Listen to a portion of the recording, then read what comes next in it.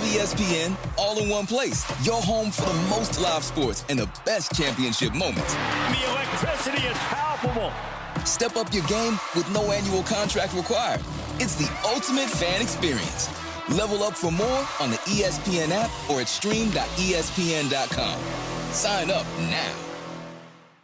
I'm Boomer Esiason. My mom died from cancer. She was only 37 years old. She didn't have life insurance, and that was devastating for my family. That's why having life insurance is so important to me. Ethos makes it fast and easy. Get a quote in seconds, apply in minutes, and get same-day coverage. You can get up to $3 million in coverage with no medical exam. Get your free quote at ethos.com/play. That's ethos.com/play. Paid spokesperson. Time spent on application may vary. Online health questions required. It is Rams Super Bowl champion DeMarco Farr and Mr. Dodgers, Sweet Tea Travis Rogers. Let's do it. The DeMarco and Travis Afternoon Show is on for your Thursday. I'm a chivato. The 26th of March, opening day in the Southland. On the No Stress Sports Talk Express, here we go. Dodgers Diamondbacks tonight from Uniqlo Field at Dodgers Stadium.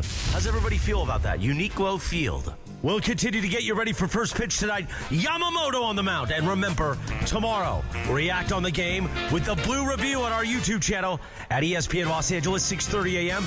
The Blue Review with Bergman and Marcus Grant. By the way, Bergie part of the show today for a special opening day extravaganza. I learned it from Greg. Good. And remember to react tomorrow morning with LA's only local sports morning show, Sedano and Cap. The Sedano and Cap morning show tomorrow morning at 7. Today, Travis, DeMarco, Bergie, producer Laura, Young D, producer DeAndre, and the social team in the back. We're ready to gather around the campfire or your car and make sure that we talk Dodgers. Plus, Lakers beat the Pacers last night and so much more. Let's do it. The DeMarco and Travis Afternoon Show on opening day. Your Thursday afternoon right now. I love the idea of people sitting around a campfire listening to us and opening day. That sounds good to me. I like that. I like that. That makes me mad. Why? Because we're not with them. Yeah. I want to be sitting around a campfire. Yeah, we're Hold here. on. We're getting ready for opening day. Wait, do you have a mic flag? Do I have a mic flag or a windscreen? Windscreen. Oh, we can Thank get you one. Oh, There you God. You don't have one? I can get you a new one in a bit. This one's very juicy today. Ew. Oh, well, you know Very freaking juicy today. You know why? I know why. I saw it happen. I watched it happen. It's never been dripping before. It was, Ew. ah, It's dripping. that's what I'm saying. That's how we're starting? It's juicy You know and drippy. me, but good God almighty. Yeah, I'll be honest. This is the first time I've seen you kind of Okay, so DeAndre, you Yeah. know, gym etiquette, right? Put the damn weights back. Yes. Where they need to go. Wipe the freaking mic off. I don't think they That's a know. bag. I don't think they dang. know. Juicy? Is that the adjective that you used? It's That's like peeing really on the toilet. horrible. Wipe the damn thing off. It's dripping. Disgusting. Yeah, I don't know. Sorry. I don't know if I'm gonna be able to recover. I think I might need to take another day off. We were off yesterday. I might need another one. Anyway. Yes, Well, the Lakers are opening back day. tomorrow, so you're not off tomorrow, I know. unfortunately. Well, I Nasty may be mofo. sick from this. Just hearing the word juicy used to describe your microphone. I That's mean, do you upsetting. not clean the toilet after you use it too? Do you leave that for everybody? Can we get What, some what like, day of the week wipes? is it? When's Okay, when's hold the on, cleaning hold lady on. coming? Thursday. Use the little handy thing. Oh my It could God. happen. It could happen. Greg, you're here on a Thursday. On a Thursday. Well, you guys weren't on Wednesday. I did Yeah. already. So we had to do a Thursday. And also, it's opening day. It Trav. is opening day. I'm It's very- so excited. You mentioned you've never been to an opening day. Not once in my life. That really surprises me. No, but- As big of a Dodger fan as you are, as much as you enjoy going to games, I would have thought that it's living in Los Angeles. Have you been here? I know you're in Hawaii for a while. Yeah, for 2 years. Yeah, but How the that hell you does didn't that not stumble happen? into an opening day really surprises me. The games that we go to are usually in the middle of summer that you want to go and have a beer, and it's like this is usually the colder portion of the. Yeah, it's like 83 today. Oh yeah, my no, today God. it is. Today it is, but I don't know. It's So just never cold. been something that was at the top of my list. You are a baseball nerd. I watched the Blue Review. I just Did you realized watch that it? you and Marcus are nerds when it comes to baseball. Yeah, that's what the Blue Review is Yeah, for. you could have been talking about Tonka trucks. Same thing. The same excitement. Yeah. That's what I saw. But I'm shocked you've never been to an opening day. No, I've How the hell have I been to more opening days How than many you? how many times have you gone? Every year you go. When you were in St. Louis, every year you go. The whole city So would shut 10? down. At least. Yeah, okay. At least. I've only been twice. With the red jackets and everything, you'd see all the Clydesdales and with the pageantry. Really, that's not a big thing here? How many, it's not a holy grail? how many spring trainings have you been to? One. Okay, that's one more than me. Yeah, spring training is overrated as an experience, in my opinion. It's a great really? Everybody tells me it's a great thing to go great do. for beer. It's a great thing if you just want to kind of go hang out. But opening day, Greg, let me make the case for opening day for you. Okay. Okay. First of all, can you buy me a ticket tonight? No. Okay. Okay. And I'll go next year. Yeah, maybe for next year we can work on this. We'll go together. We'll put together a little crowdsourcing. I would love to go with you. Yeah. There are pomp and circumstance that take place at opening day that you will not see again until the All-Star game and then the playoffs. Yeah. Where they introduce the whole team on the foul lines, where there's usually a famous first pitch. There's usually an artist that performs the national anthem that you're familiar with. There is sometimes a flyover. The pageantry of it. In particular, when you get the Dodgers, Greg, where they're going to get to unveil their latest World Championship plaque that they put down the right field line. They're going to get to fly the World Championship banner in center field for most teams, right? Or for this team, yeah, for this team, for most teams. But it is an incredibly fun day that really goes. By the time we get to next week, it's all gone, and it's just like we're in the meat of the season. You have to check that box. So, I am pretty good at saying, it's not as. This is a special day. You really should go. So maybe I like the argument, and I think that it really helps me. You haven't been to a World Series game, so I feel like it's kind of like the beginning of game one of the World Series, where they do all the pomp and circumstance, bring everybody out. You have like Ice Cube doing his thing. It's that type Ice Cube was at opening day last year. Because he was so good in the Yankees. He was no Fat Joe. No, he was not. New York, man, that dude was New York. That dude was walking on the mound in Timberlands. Like, what are we doing there? But either way, like, with a Mr. Microphone in his hand, it wasn't. I mean, come on, man. It was crazy. But so it feels like I've seen that pomp and circumstance. So if it's the same as that, or like on the same level as that, then I'd be more interested in going. I'm shocked. You haven't been to a World Series. You haven't been to an opening day. Which is more shocking. I would have bet every cent I had on that. On both?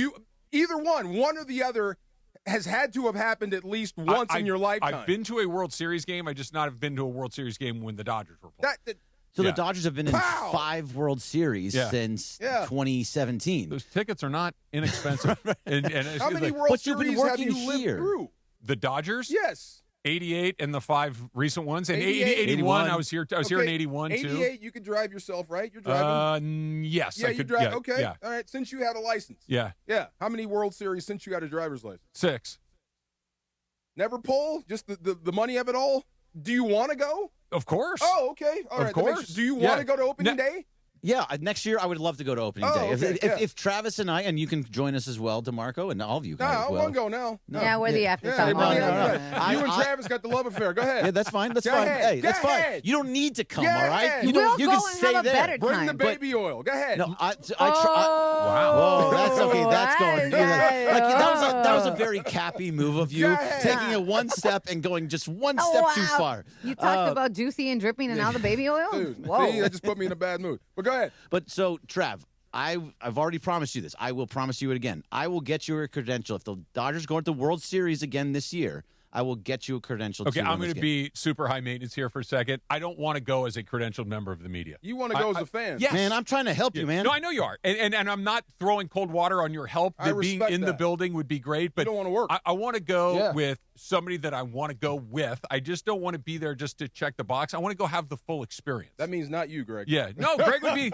I want somebody. I'm kidding. I need somebody there that cares about the Dodgers in a similar way that I do. I That's need why somebody that's pulling I'm from the shocked. same So end what of if the it's I get 2 credentials, because I can usually get 2 credentials Okay. for it, and it'll be me and you. All right. And we'll go to all the World Series games. All right. Done. There you go. He's not bad. World Series Game 1, Christian and I we hung had a out blast. with him and Gene. Yeah, No, I've been to a Dodger game I've with been Greg. out with It's him. fine. You can party. Yeah. You can party, and Dodgers are your thing. I'm just surprised you hadn't been there. No, by the way, Laura's right. We hung out the entire time for that game 1. It was awesome. We lost our voice. Oh, yeah. We were screaming. You it was guys great. going to be okay? Like when they do the whole pop and circumstance and there ain't going to be no Kershaw today? You okay? Have you reconciled? I guess you have. I you knew have. it was over a long time ago. I have. Yeah. Because of what you just said, that while he's going to occupy an incredibly special, space in all Dodger fans' hearts and minds because of everything he did, Oh, yeah. he has not been a regular part of what they've been doing for a while now. right? Yeah. He would pitch.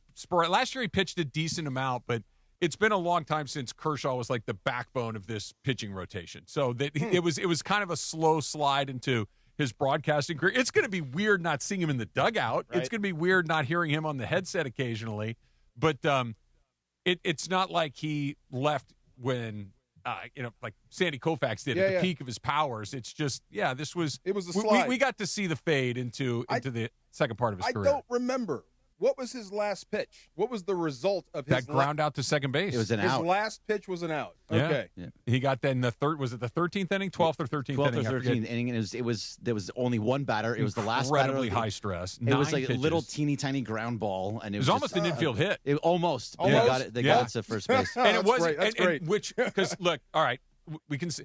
I think everybody that had watched Clayton Kershaw pitch for the last couple of years, when he came into the game at that point, and there were guys on base, you're like, I think we know what's going to happen. You send him out to slaughter. Somebody's going to split a gap. Somebody's going to hit a home run, and this is just going to be the absolute worst way for this thing to come to an end. And he battled like crazy. He Clayton Kershaw the blank out of it, right? Like it was curveball, sinker, slider, sinker, and just over and over again. And he wouldn't give in. He never put a ball over the middle with a Hyundai. Absolutely. Yeah, right. And the guy, forget who the hitter was. Was it Barger? It might have been Barger. Just kept swinging at pitches that were borderline on the strike zone or not. It was either Barger or Clement. Yeah, it was, and he escaped. And it was one of those. You could hear 53,000 people go, "Oh, thank God!" It was a 3-2. It was a 3-2 count, and it was a full count. It was a full count. It was a 9-pitch at bat. Beautiful. Yeah. And the pitch was below the zone. So if he would have let it go, it was a walk, and I think it would have walked in a run. That's almost more. Nolan Ryan went out with an injury. Yep. And that makes sense, right? Yep. That's how you go out, and he goes out with just pitching a gem. Just a 9-pitch. Wow. It was 9 pitches. He escapes. That's awesome. Yeah. 6 of them were balls. Oh my gosh! But they kept swinging at him, him. And by the way, he gets credit for that. That's not necessarily a bad job by the hitter. That's credit to Kershaw for making you go outside your zone for pitches that maybe you wouldn't typically go for. Inducing the false start. And by the way, there you go. Do that. There you go. It was Nathan Lukes. So it was. Of course it was. Yeah.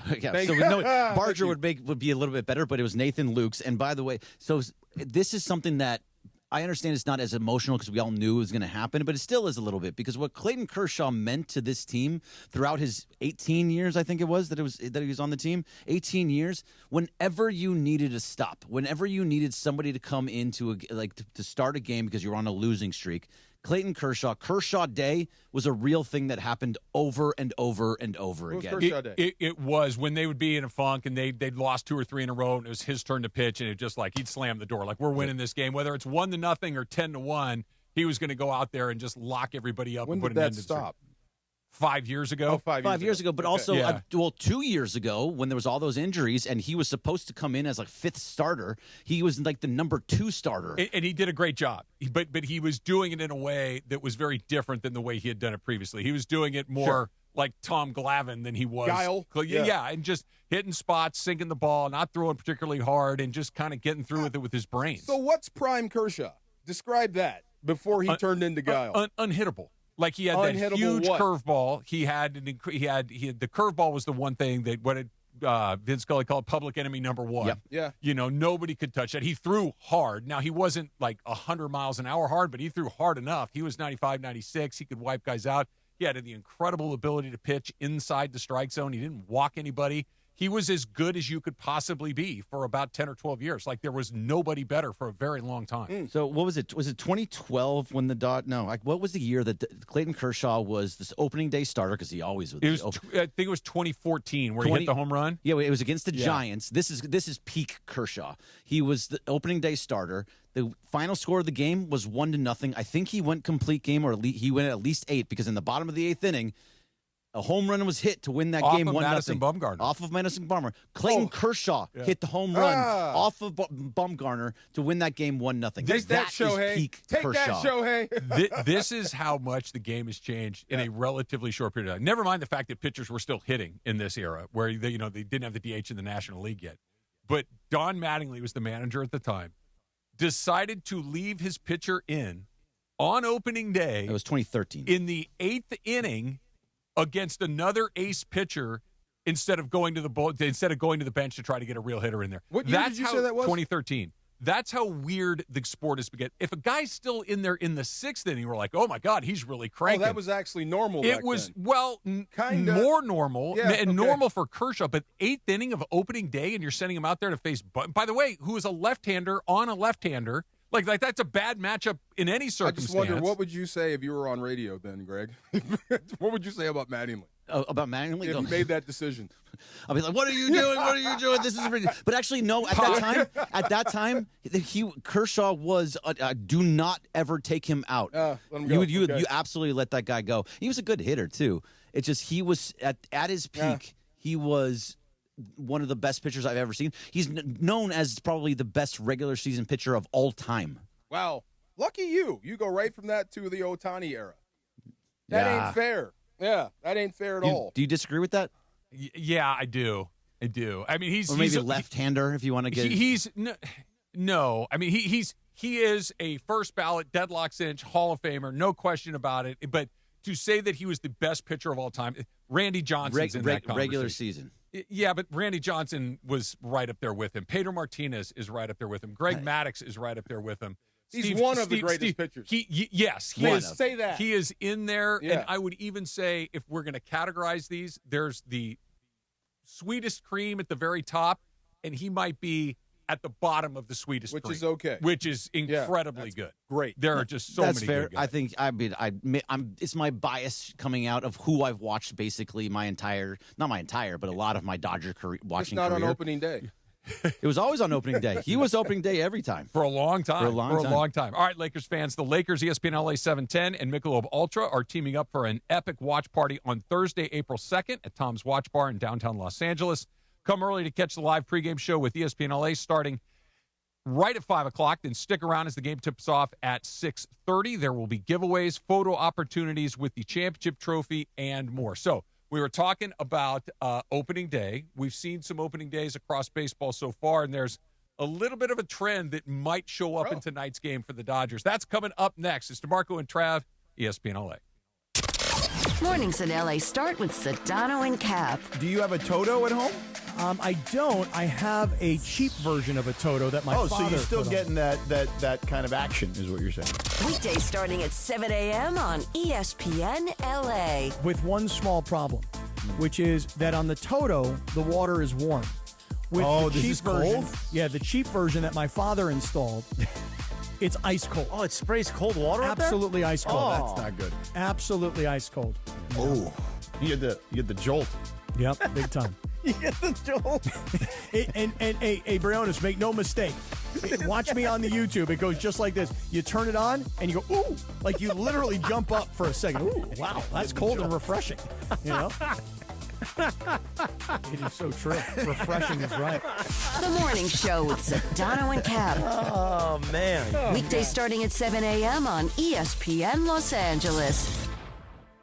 Hey, it's Bethel Duran. Everyone loves the new 2026 Toyota Electric BZ XLE that has a range of over 300 miles. You can drive one away on a 36-month lease with any old free and clear trade-down for only $239 a month. That's a $36,000 car that needs no gas. No cash required. Just drive any old car, truck, or van you own outright in the Wonders Toyota or Northridge Toyota and drive out with a $239 lease payment. 2026 Toyota BZ XLE FWD. Offer good on any BZ model in stock with an MSRP under $36,650. Over 10 to choose from. Lease excludes tax, title, license, and dealer fees. Why do we grill to order at Waba Grill? Because it's just better for you.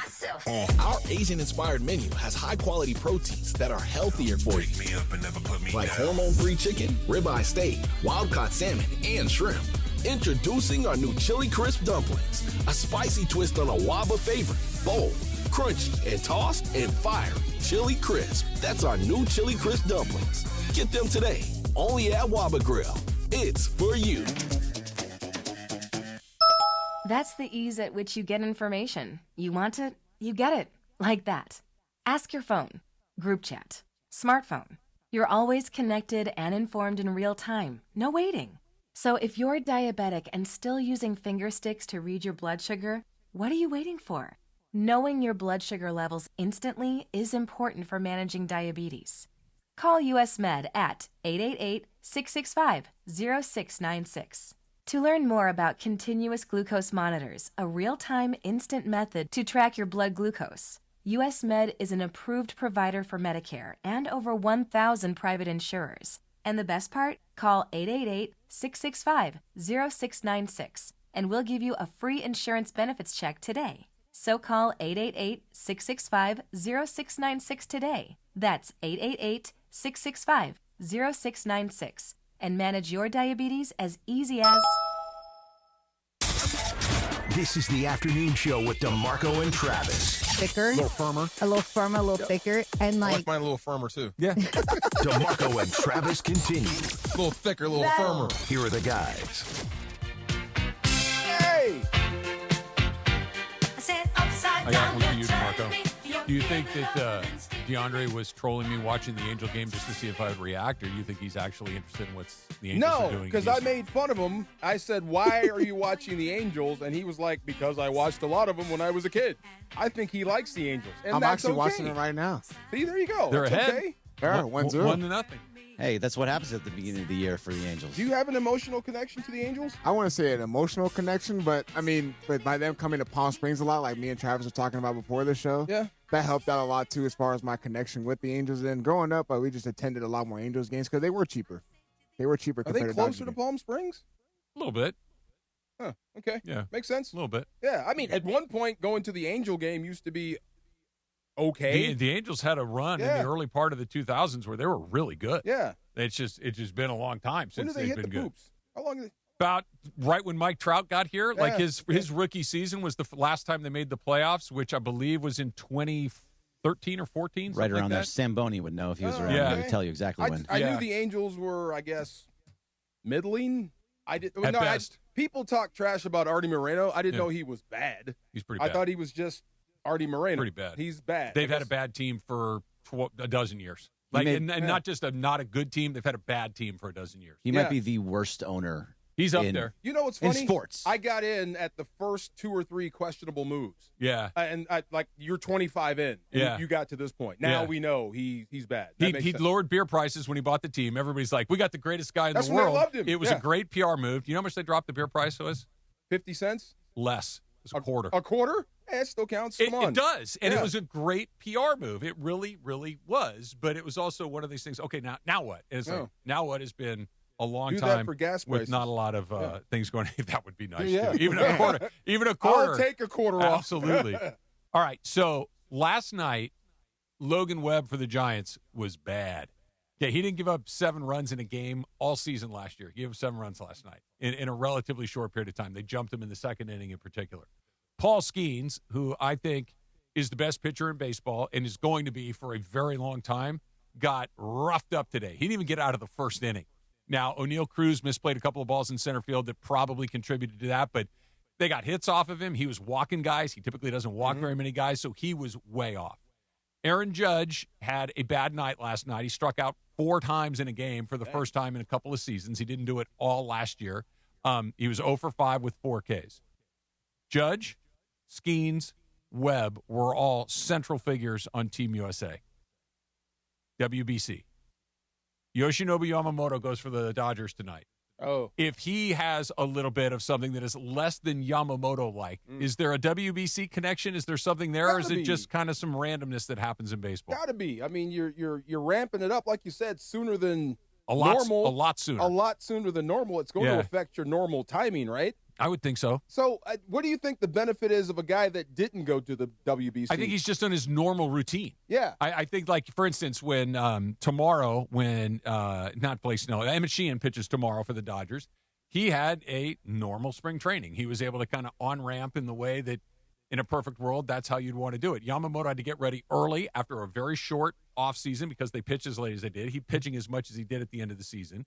He's got to get it ramped up to go pitch for Team Japan and pitched very well for Team Japan. Then he kind of slides back into a more typical spring training routine, and now you got to turn it all the way back up to 10 again today on opening day. Like that is a very odd way to get ready for the season. Yeah, it's different. So, I mean, we need to, obviously it's really early on for 2 days of the, but it's very odd that they were. I'm trying to look at some of the guys that were also in the WBC, so I'm looking through because all the games are all happening throughout the day. Right. The hitters, it's not going to matter as much, I feel Not like. as much. I know Aaron Judge was bad, but that's, it's opening day. It's on a Netflix. If Emily were here, she would also point out the fact that more people were watching last night, so that's why Aaron Judge was bad. That's typically when Aaron Judge Okay. becomes bad. This is I heard Emily talking about it today. It's one of my favorite narratives It's of all pretty time. funny. It's so good. But, some of the other guys that are out there, I haven't seen. But so for Roman Anthony went nuts today. He had 3 hits. He was great. Yeah. So I think it's more of a pitching it's thing. just a pitching thing for all the things you're talking about. Skubal just was fine. He was good. But he only pitched that one time. Yeah, I was going to say he didn't pitch as much. Right. And he went in there, he pitched one game and then was just kind of a normal spring training thing. Yeah, it makes Skeens went sense. a couple of times. Webb went a couple of times. And that effort early in the season like that, when it's not typical, could kind of throw you off a little bit. It costs your team. It costs you a stat. But I don't think it's going to hurt you. Do you think? I think that as long as you're not injured, I don't care what happens. I don't think that this is going to be something where we're sitting here in June or July saying, what the heck happened to Paul Skeens? I don't think that's... No, I don't think so either. Have you seen him that bad before? No. You ever seen him roughed up before? But that's why I feel like it's just a one-off. Had this been where, hey, he's not pitching well more and more often, again, if O'Neal Cruz catches either of those 2 fly balls, we're having a very different conversation. And there's nowhere to move the WBC to make it better. If he did this mid-season and he came back, you might be a little screwed up. The only difference is I think you would get more teams that would have their fingers in the pie, like the Padres did with Mason Miller. You'd have a plan for it. I think I think it would be one of those things like you can't use my guy on this day because we're coming back. We got a big series against. Or so you plan for it. You can plan for it the best you can, but I do think the idea of being as straight, like by the time you get to June, that's when you are as healthy as you're going to be. Like you're in the middle of your race, so you're feeling pretty good about it. If you went, because these guys are rested up, they're ready to go, they're healthy, presumably. But again, I think the problem with putting it in the middle of the season is you would have teams like the Dodgers saying, you can't use Ohtani like this, or you can't use Yamamoto like that. They would, and I would understand why even more so than they do at the beginning of the season. Well, I like it at the beginning of the year. I like where it is right now, and I think it works really well. I'm looking it up. Also, Christopher Sanchez, who pitched a couple of times, he was pretty dang good. Okay. He went 6 innings, 3 hits, 10 Ks. Okay. No runs. So the narrative goes away, but it's still partly there still. Okay, I don't know how it works for baseball. I assume it's the same thing, but if I get a look at you before you see me, it's going to benefit me. Yeah. You know what I mean? Yeah. In a big game, big situation, what is he throwing? How is he doing it? The next time I see you, I'm going to have a jump on you. You know what I mean? Mm-hmm. You know what it also is going to do? That's Paul Skeens' ERA and his numbers. It's going to take a while to get those down. That was 1 innings of 7 runs. It's going to take a while. It'll happen, but it's going to take a while. So he has 7 runs, and the next time out, he puts up a donut. What's his ERA? Well, it depends on how many innings he goes. Right. If he goes complete game. Pitcher of record, donut. Okay, say if he throws a complete game, now his ERA would be 3.5. Like if he gave up 7 today in basically no innings, and then he gave up none in 9 more, so he'd have 9 innings, 7 runs. You kind of cut it in half. It's 3.5. It sounds like me in school. So the F I just got, if I get consecutive A's, I'm good for the class? Yes. Yeah. Okay. Yeah. Makes sense. Yeah. All right. There you go. Yeah. He has a 67.5 ERA after today, which would help guys like Shohei Ohtani and Yoshinobu Yamamoto for their Cy Young candidacy. None of these numbers matter at all until we've put about 60 games in the books. No, and then you can kind of look at it like this guy's having a good year, this guy's struggling a little bit, but you got to have 60 games or so. How do you get an ERA of infinity? How does that happen? You don't record an out. Right. You just get shelled and you don't record an out. I come in, okay, I get called up to the big leagues today. Yeah. They need me. Okay. I go up there, I get loose, I go in there, and all I do is just get knocked around the yard. I don't get anybody out, and at least one run comes in. Infinity. Oh my God! Because you need an innings pitched, and theoretically, I didn't pitch any innings because I didn't get anybody out. Oh, that's great! I love that. We should use that. In you football. give up a home run, and that's it. That's your one batter done. Infinity. We should use that in football. Now, once you get one out, we can calculate it. Okay. All you got to do is get one out, and now we can calculate so that first out after that, your ERA is going to be what, 90? It's going to be something pretty high, but at least it exists. It ain't infinity. Yeah, I like it's it. not a concept that we have to figure out a little bit.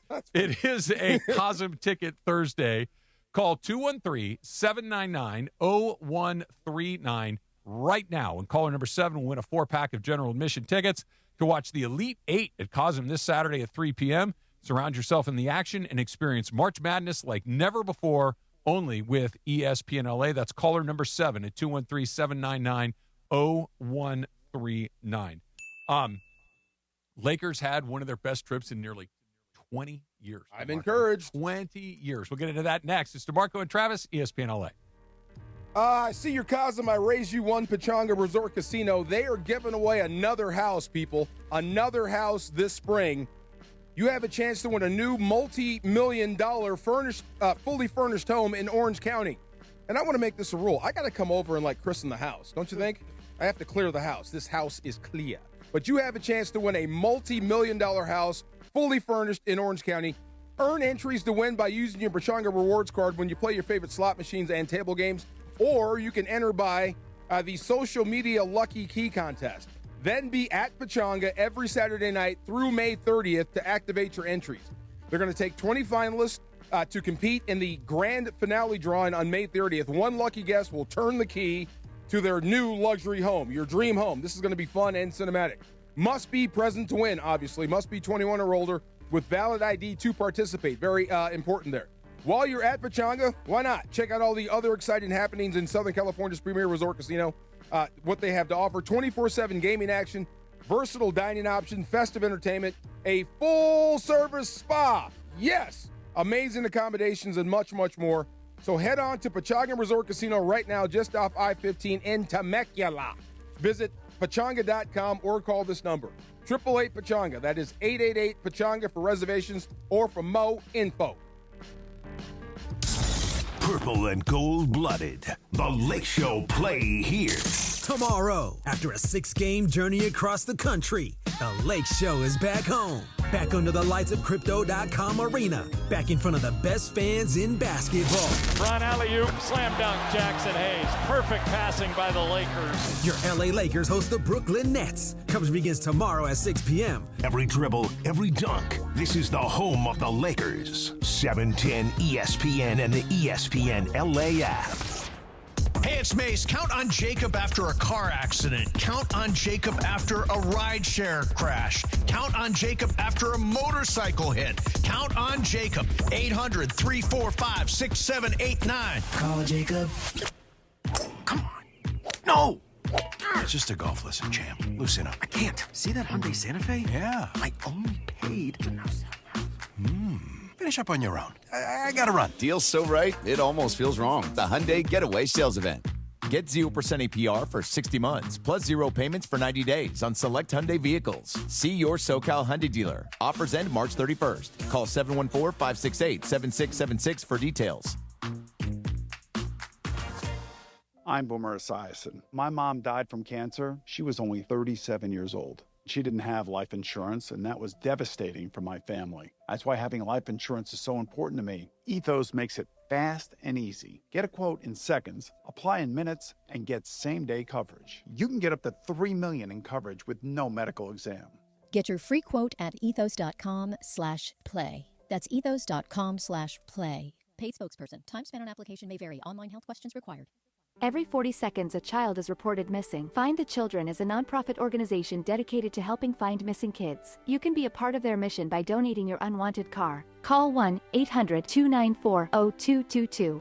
You'll receive the maximum tax deduction, and we provide fast, free pickup. Call 1-800-294-0222. Donate your unwanted or unused car. Call 1-800-294-0222. This advertisement was paid for in partnership with Cars R Us and Find the Children. This is the afternoon show with DeMarco and Travis. They told me you used to be hip, Trev. Used to be? Yeah, What do you mean? They said, like sweet tea. Used to be hip. Like you can get down. Afternoons with DeMarco and Travis rolls on. I'm pretty comfortable wherever I need to be comfortable. There you go. You should take him to the club. Back to the guys.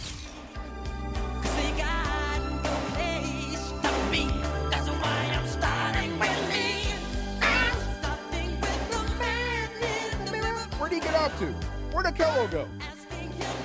Akello Witherspoon signed with who? I'm not sure. Where did he go? Anybody? I liked Akello. He was a good dude. I was just making sure that this was the actual Michael Jackson version and not the other one that you dropped on us No, last week. this is cool. Yeah. He went to the Commanders. Oh, he's going down there. Okay.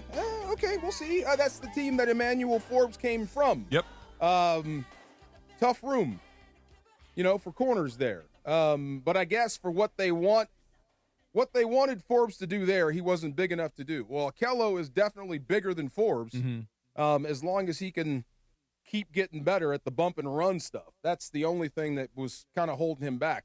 Those smaller receivers he couldn't get his hands on, just out quick him. Yeah. Yeah, and I'm glad he brought the toughness. Like, he started to stick his nose in there late, but the problem was he kept getting hurt. So he got hurt 2 years in a row. Right. You got to be physical. Part of the job is when they block the safeties and leave the corners unblocked to go tackle Saquon Barkley, it's a business decision.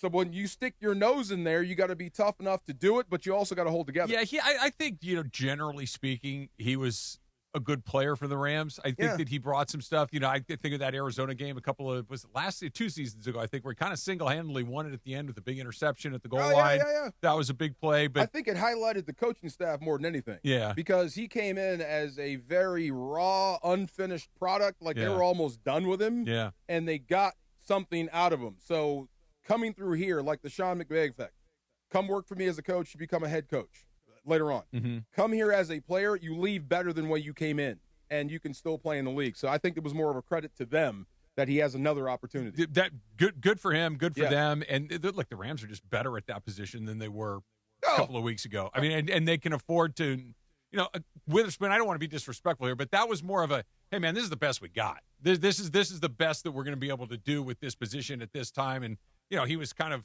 a free agent at the beginning of the year. They just kind of bring him back and let's see what happens. Next thing you know, he's out there starting. This was never really the plan. Yeah. Now there is a plan in place. Them dudes that are coming in, McDuffie, and he's been great, and Watson, they both have been really good corners, but the pressure is ginormous. Oh, yeah. Ginormous. Well, yeah. I mean, you're the highest paid corner in football. There's going to be some pressure. Just let me caution everyone in the room just for a second. If he gets beat for a touchdown, don't call it a bust. Corner is you go, like, if he gets beat in the game. Oh, yeah. Like week 1, if somebody gets by him and they score. No, not week 1, but if it happens every other week for a season, then we can have a conversation. I'm just saying. No, one play isn't going to do it. Right. But a series of those would be like, hey, It was Eric Allen, the light-skinned dude, the Philadelphia Eagle. I said, what is it like playing corner in the NFL? He said, sugar to blank. Yeah. That's one of the best ever. Yeah. It happens. Oh, yeah. So no. That's life in that position. It doesn't mean like every receiver you face is going to get shut down. No. Yeah. No, but it also can't mean that every receiver you face gets 135 yards. This is true. Yeah. That will change, absolutely. We got to find some sort of middle ground in here. It can't be shutouts and nothing but big days. Lakers are back home after a 6-game trip where they went 5-1. And of those 6 games they've played, 5 of them were against pretty good teams. Somewhere between a very good team to a pretty good team. We got something. Okay, so like every time out before this game, and I like how they said it, this is a what do you call that? A line of demarcation, whatever it is. You could point to this point in the season and say they got better from here. Now when they take the floor, I'm expecting them to win every time out. Before, I was hoping they would win. I think that's changed a lot. Yeah, right. This is normal Laker talk. I'm expecting them to win. And the one thing I liked was with the guys that were out, it wasn't just your stars. It was the system that was doing it for you. No question. You closed hard. No question. They're getting better. It's encouraging. Everything's on the table as of this point. That's the cool thing. This is the least scientific thing that I can think of. But the vibe is just wildly different. Yeah. And I think that's kind of what you're getting at, too. It's that I don't think I expect them to win every time, depending on the opponent, but my expectations of what they can do are totally different. Yeah. Before, you said it really well. It used to be all right, maybe Luka can pull one out of his ear. Maybe LeBron will have a throwback game. Maybe Austin Reeves will go for 35 or 40. I don't know. We'll see what happens, too. Yeah. Hey, they're pretty good. Their floor has come up a great deal. Seems like everyone understands their role now. It does. Doesn't it? It really does. That DeAndre Ayton seems to have found it. Marcus Smart, I think, kind of already knew his. But you're starting to see all these other guys, and that floor just really I don't know if the ceiling, maybe it's gone up a little bit, but the floor has come way up in the last month. Credit Marcus Smart, though, because he spoke in regards to I forgot which podcast he was on, but he had a sit down, and they pretty much asked him, like, out of the 3 of you, between like Luka, LeBron, and himself, like who is the leader of the team? He took initiative and said, yeah, I'm pretty much leader of the team. Like LeBron and Luka, they're locked in. They got, they understand what they have to do. But I kind of took that charge as far as being the more vocal one on this team. And he's had DeAndre Ayton pretty much this whole season, like, on his hip, like, telling him, like, hey, you need to be in this spot, like, literally keeping him. Yeah, I mean, like, keeping him move a little bit to the middle and go up and stay in there. But like, there you go. But like, it's having a veteran like him on this roster, and because I had a little bit of doubts of him, when the Lakers first acquired him, I'm like, is he ever going to get back to that same form? It's a lot to ask. I don't know if he needs to get back to the same form, but have the same attitude, and he does. Yeah. That his attitude changes, I think, entirely what they do defensively. Yeah. That his leadership in that regard, I think, has been invaluable. And just watching the way that they go out there. Do I expect him to beat Oklahoma City in a series? No. Do I expect him to beat San Antonio in a series? No. But everyone else, yeah, kind of. And if they do play one of those other two teams, then as opposed to, oh, boy, this could get ugly, it's hey, let's see what happens. Throw your best punch. The Lakers play a little defense now. Luka is on a heater that even by Luka Doncic standards is off the charts. Okay, tell me if I'm on target with this. I told DeAndre this, and it just popped into my head. If you want to know what it looked like to watch Michael Jordan play, you are seeing it with Luka. It just looks a little bit different. The style is different, but a guy that jacks up shots, that scores the most, that shoots the most, scores the most, controls the game on offense, that's what it looked like. So if you ever wanted to know what LeBron and Jordan would look like on the same floor, I think you're getting a dose of it. No, that's interesting. I want to go back to something that DeAndre said, though. Is that you said that Marcus Smart is calling himself the leader and that he's now the leader.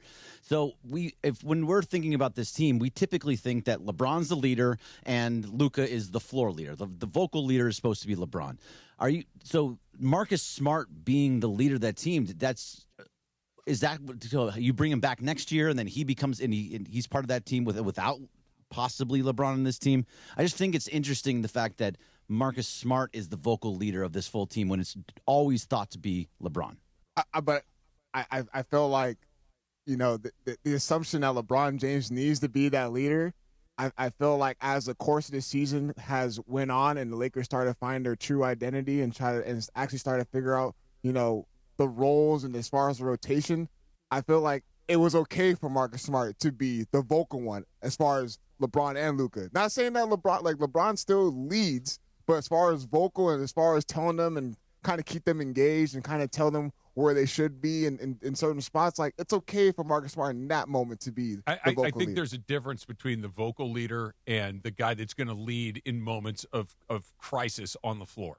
Right, like if Marcus Smart can get them organized and disciplined in practice, in meetings, and all of these sorts of things, and be the guy to hold other people accountable. Yeah. But when the blank hits the fan on the court, LeBron's going to be in charge of that. LeBron is the guy. Disagree, actually. Wait, LeBron is the dude. He's the guy, absolutely. But you'd like to have a leader take some of that off his shoulders. No question. Have a dude that does it for you. Yeah, he can be the leader. So, Makes sense. Okay, I disagree with the fact that LeBron is the leader on that. Luka is the floor leader. He's the one that's everything runs through him. He is the one that does. Luka he is a scoring machine. He's the artist. You don't even mess with him. LeBron is the guy. LeBron has already said, and he said it just the other day to Dave McMenamin, I have fallen back into a role. Not a role player. He is in his specific role. Yeah, he's playing a role that the team needs, right. but he's and still that role, freaking LeBron. But I mean, I'm not trying to say some a negative thing about LeBron. This is not a negative thing for LeBron. I just think that if Marcus Smart is the vocal leader outside and Luka is the floor leader, I think those are two different distinctions. I'm not taking anything away from Luka's LeBron. The floor leader. I don't either. I don't really? think Luka's no. DeAndre, who do you think is the player. floor leader? I feel like as far as because there's been moments where they actually zoom into the huddle and they give us that perspective, and you see LeBron James in huddles now more. Since, winning helps, don't get me wrong. But you see him start to point, give direction and stuff like that. Luka is the guy as far as, like Travis, to your point, when it comes to, get him back on track. If they have a scoring hole, give the ball to Luka Doncic, he'll figure out, get you a bucket. But as far as a leader, LeBron, I feel like is still the leader. But vocal-wise, it's going to be Marcus Smart. And it's a living, breathing thing. It's not like, okay, you're this, and you're that. I think that it kind of changes depending on the situation, and it's changed a lot since LeBron has slid into this third option, right? Well, it allows him, I think, to assume more leadership because it's allowed. He can say, look, I'm doing this for the benefit of the team. You need to do this. You need to do this. I think his leadership skills have actually, or his leadership necessities have actually increased in this. Luka's always going to be the most important person on the court because he's the best points. He's the best player on the court. He's the points. But I think, and especially, and we'll see what happens in the playoffs when it starts to get a little wild. Well, this was a great example of the game when you need to close it out. Who was in control at the end? Yeah. That's what I'm saying. That's who your guy is. LeBron is the guy. Marcus Smart, great. On the defensive end, be that guy. Bark it out. You know what you have to do when you got Luka and AR on the floor. Are you talking about last night's game against Indiana at the end of the game? Or which game are you talking about? Period. Just when you close out games during this entire road stretch, how they closed out and what they've been doing. This is what I mean, the system and how they've been running it. JJ's done a great job. LeBron is obviously the leader that's playing a role that this team needs. Marcus Smart being the vocal leader, I'm sure that's his job. That's probably why you brought him in. He's the dog. Luka Doncic is the points. You don't mess with that. Whatever he needs, we got to get him a shot. You get him a shot. I want to see. But as far as the team, that's the other guys. I want to see it go bad. That's when you're going to know who's actually the one that's getting it organized. When it's not working all of a sudden. Right now, everything's great. Everything's great. They're winning.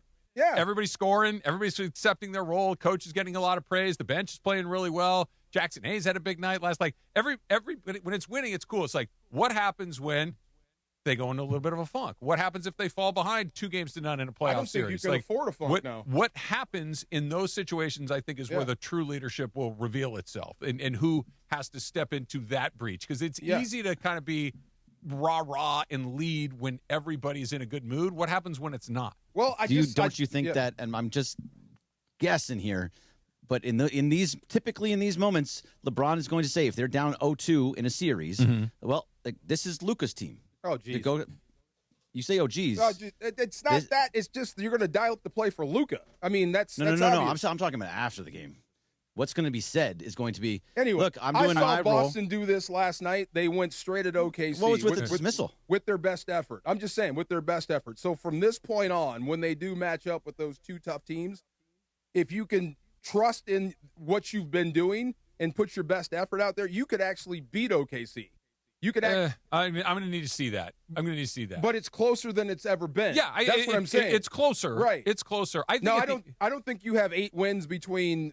Between OKC and the Spurs. Probably not. But I think you can give them a better game now. No question about that. The floor has come up for sure. Definitely. I think if LeBron goes back to that passive-aggressive thing like you're talking about, Greg, and we can talk about this after the far side, which is coming up next, but I think that gets interesting because what we're seeing right now, I think, has slightly altered what we're looking at in the future. Maybe not completely, but I think it's different. But if it ends like you are suggesting, then I think we're right back where we started. We'll get to that coming up in, 15 minutes or so. But coming up next, it is The Far Side on ESPN LA. 710 ESPN, your home for the 17-time world champion Lakers. KSPN Los Angeles, a Good Karma Brands radio station. This March, while the brackets are busted, somebody will be breaking away in a brand new BMW at Hard Rock Casino Tahoe.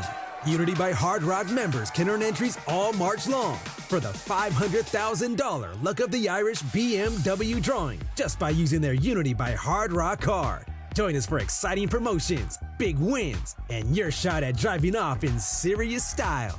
Hard Rock Casino Tahoe, the easiest drive from downtown LA. Hey, it's John Ireland. Watching a Laker game is so much more than just a game. It's the moments before tip-off, the people you're with, and the food you're sharing. That's why I love BBGO. BBGO is perfect for at-home watch parties or a night of hoops. Their food is bold and packed with flavor, bowls for a quick meal, dumplings and fried rice for everyone at the table. Vibe on a wave of Korean food and culture with BBGO. Look for BBGO at your local grocery store in the Asian and freezer aisles. BB, go for it and bring something different to the table. Hey guys, it's tournament time and Pizza Hut is bringing the heat with their new hand-tossed crust. Crispy and golden on the outside, soft and fluffy on the inside, and finished with buttery garlic parm seasoning for bold flavor in every bite. All tournament long, grab a large pizza with any 3 toppings for just $10.99, available for delivery or carryout. When the games heat up, keep the Pizza Hut coming. Cut down the nets with the $10.99 large 3-topping pizza deal. Order now at pizzahut.com or download the Pizza Hut app and bring home the win. Limited time offer. Additional charges for extra cheese and toppings, stuffed crust, and original pan. Vista Paint is California's original paint company and has been serving pros and homeowners since 1956. Our paints are formulated for lasting performance, beautiful finishes, and made to withstand the weather. Vista Paint, locally made, expertly crafted, always reliable. John Ireland here, and when it comes to vodka, I like a winner, and Blue Ice Vodka delivers. America's largest potato vodka. Double gold rated, just 64 calories an ounce, and made from Idaho potatoes. Clean, smooth, no additives. Blue Ice Vodka. Vodka with standards. And it is the DeMarco and Travis Afternoon Show right here on ESPN LA. The Far Side. And it's time for the Far Side, presented by our friends at Highlands. The Far Side. Weekday afternoons at 4 p.m. Time for the Far Side with DeMarco Far, right now on the Travis and DeMarco Afternoon Show on ESPN LA. Puka, I know what you're going through, brother. Been there, seen it. This ain't new. Before I get into that, you watch movies, right? You like heist flicks. Of course. Ocean's 11, Ocean's 12, Ocean's 13, where there's a gang of thieves and everybody has a job. And you come together moment. A come together. Well, you have to execute this job. You got to turn this off. You got to go in here so you can get this guy into there. That's the movie, right? Yep. Okay, when I think about that in relation to the Lakers, right, where we're talking about, I would say LeBron is Danny Ocean. Okay. And Luka is Brad Pitt's character, whatever the hell his name was. The guy that eats all the time. Right. But, I don't know his name but either. everybody asks questions of him, right? Yeah. But Danny's the brains and everything. Every time I see Luke Kennard miss a shot, I get mad. Who's he? The Asian guy in the yeah, vault? You're like the getaway driver. You got one job. You got one job and you sold the car. That's what I'm saying. You can't be missing wide open looks. They brought you in here to make shots. He not to made miss one them. against Orlando. I know he did. Game winner. But with you. But every time I see him miss a shot, I'm like, no. You hit that. When you get ball, you hit. You are Steve Kerr. You are Paxson. You are the guy. Yes, you can't be missing shots. He's going to do it. Yes. No disrespect to the former Gaucho Gabe Vincent, but it's a big difference since Luke Kennard has been acquired in the Lakers. That's all I'm gonna say. But you feel me though, right? When he gets a wide open look, you should not miss that shot. You want him shooting 75%? How dare you? 100%. You are the best shooter in the NBA. What are you laughing? What are you talking about? He's throwing shade. I got two guys in the league from UC Santa Barbara, and DeAndre decided he's going to pick on one of them. Why are you picking Not on cool. him? What you got against Gauchos? We got Gabe Vincent, AJ Mitchell from the Thunder. Yeah, he's balling right now. They're okay. I like AJ. How many Mitchell, ballers you got from your school? None. We got two. right. We got Stop. two. Yeah. Okay, so the one thing I mentioned this to start the far side about Puka Nacua. Everybody goes through it, man. You really do, especially in Los Angeles, where you are just a football player. It's the same as you were in high school, same as you were in college. You are having fun. You are all about the field. You love it. And you want to live life like a football player off the field, just like you did in high school and college. The only problem is at some point it starts to change, where when you pass out in open areas where people can see you, it's not funny. It's actually a story now, and you have to realize that about yourself. And I still think that maybe he's starting to come to terms with that. Hope so. It's not just you're getting the attention of everybody and every celebrity and everybody wants to be near you. It's everybody wants to take a picture of you now. Everybody wants a Puka Nacua experience. Mm-hmm. And if you give them one, they are definitely going to trade that for something. That video is going to wind up on TMZ. That video is going to wind up on Instagram, on Twitter. It's going to go everywhere. I think he's starting to figure out how serious this is. He better. And you have to remember, man, I mean, like, he's young. He is. It's different for us. Well, you got that much money coming. Well, he still may not know the value of a dollar yet. That takes a while in the NFL. Mm-hmm. All you do is lift weights, play football, eat and sleep, and throw a few other things in there. This is what you do. This is what his life is right now. But at some point, you're going to have to realize it's deeper than that, especially when you have a season like that and you're that good. So it's a lesson, and he's going to have to go through things. So as of right now, I don't think he's fallen completely off the cliff. No, I don't either. But I think we're getting closer to it. Yeah. Like if the cliff was 10 miles over there, now we've gotten cut half the distance off. Yeah, it's any one of these things. We talked about this last week. Like would be like, to your point, he's young, he's inexperienced, he's learning, he's trial by fire, all of these. Okay.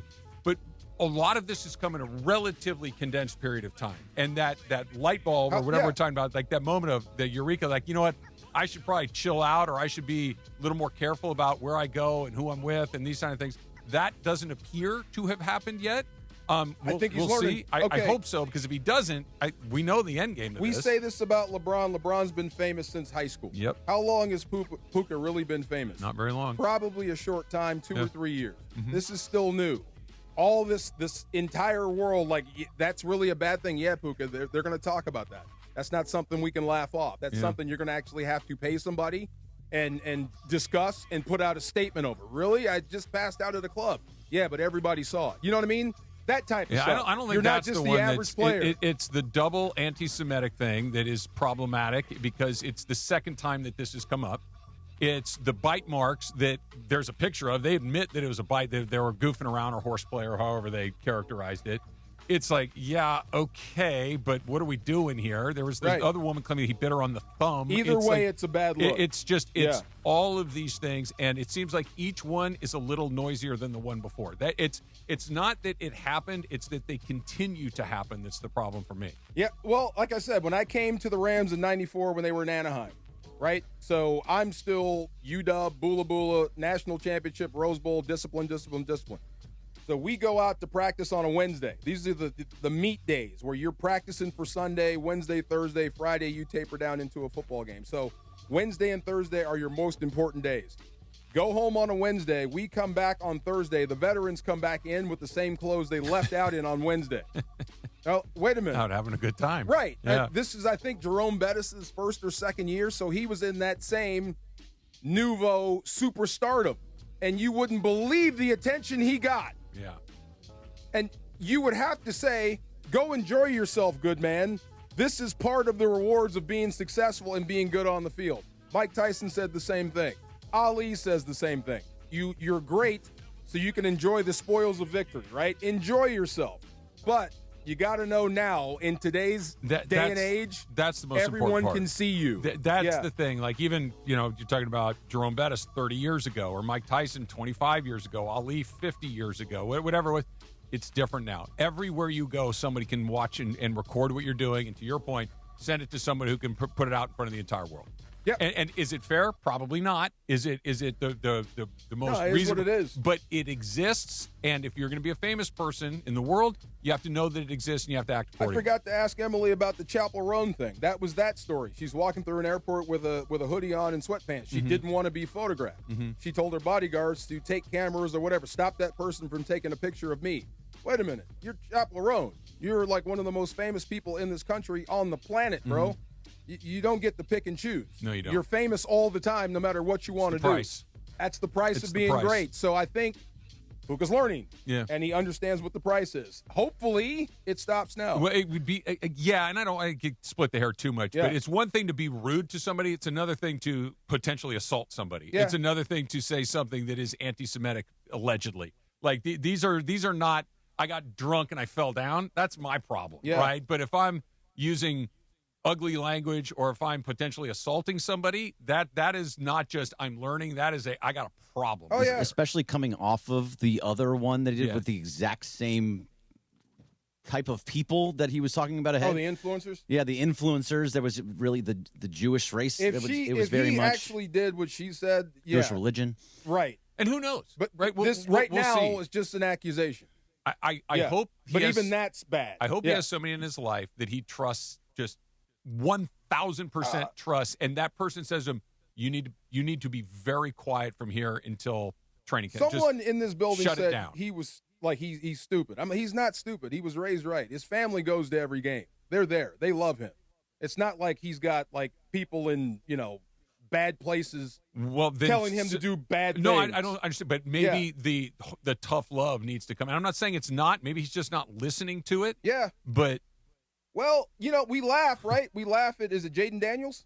The quarterback? Yeah, his mom stays with him. Yeah. There's that's kind of smart.